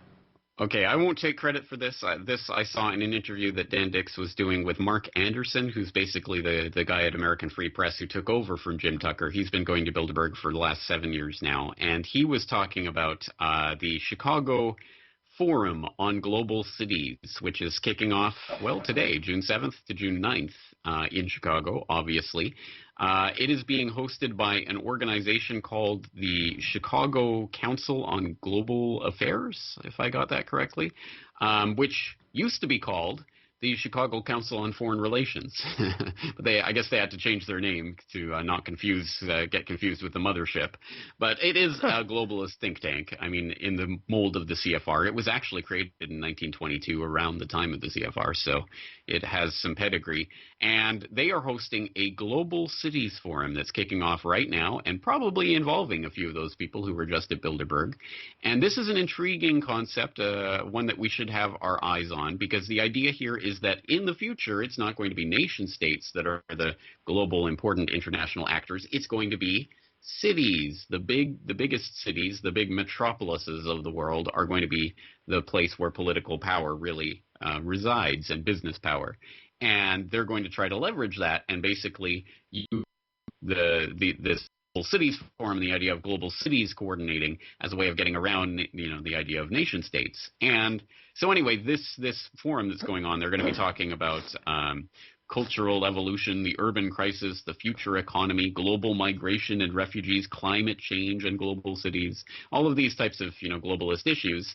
And they're basically going to start trying to coordinate these things without, regardless of whatever puppet is selected into power in the national government, they're going to coordinate around that. We already saw, I'm sure you saw the headlines, we've already seen New York City Mayor Bill de Blasio saying, I don't care what Trump's going to do. New York is going to honor its commitments to this Paris Climate Accord. So we've already seen this idea being floated that cities are going to be the new transnational actors, and they're starting to group that together. So this forum that's going on at the Chicago Council on Global Affairs this week is just one example of the fact that Bilderberg is just one meeting. And there are meetings like this literally, I'm sure, every day of the year all around the world, and all sorts of things like this. So we shouldn't get obsessed over Bilderberg. It's just one example, one spoke on a wheel. Okay. As of, let's see, the middle of the Ides of March 16th this year, general funds payables backlog is almost $13 billion for the state of Illinois, or Chicago is.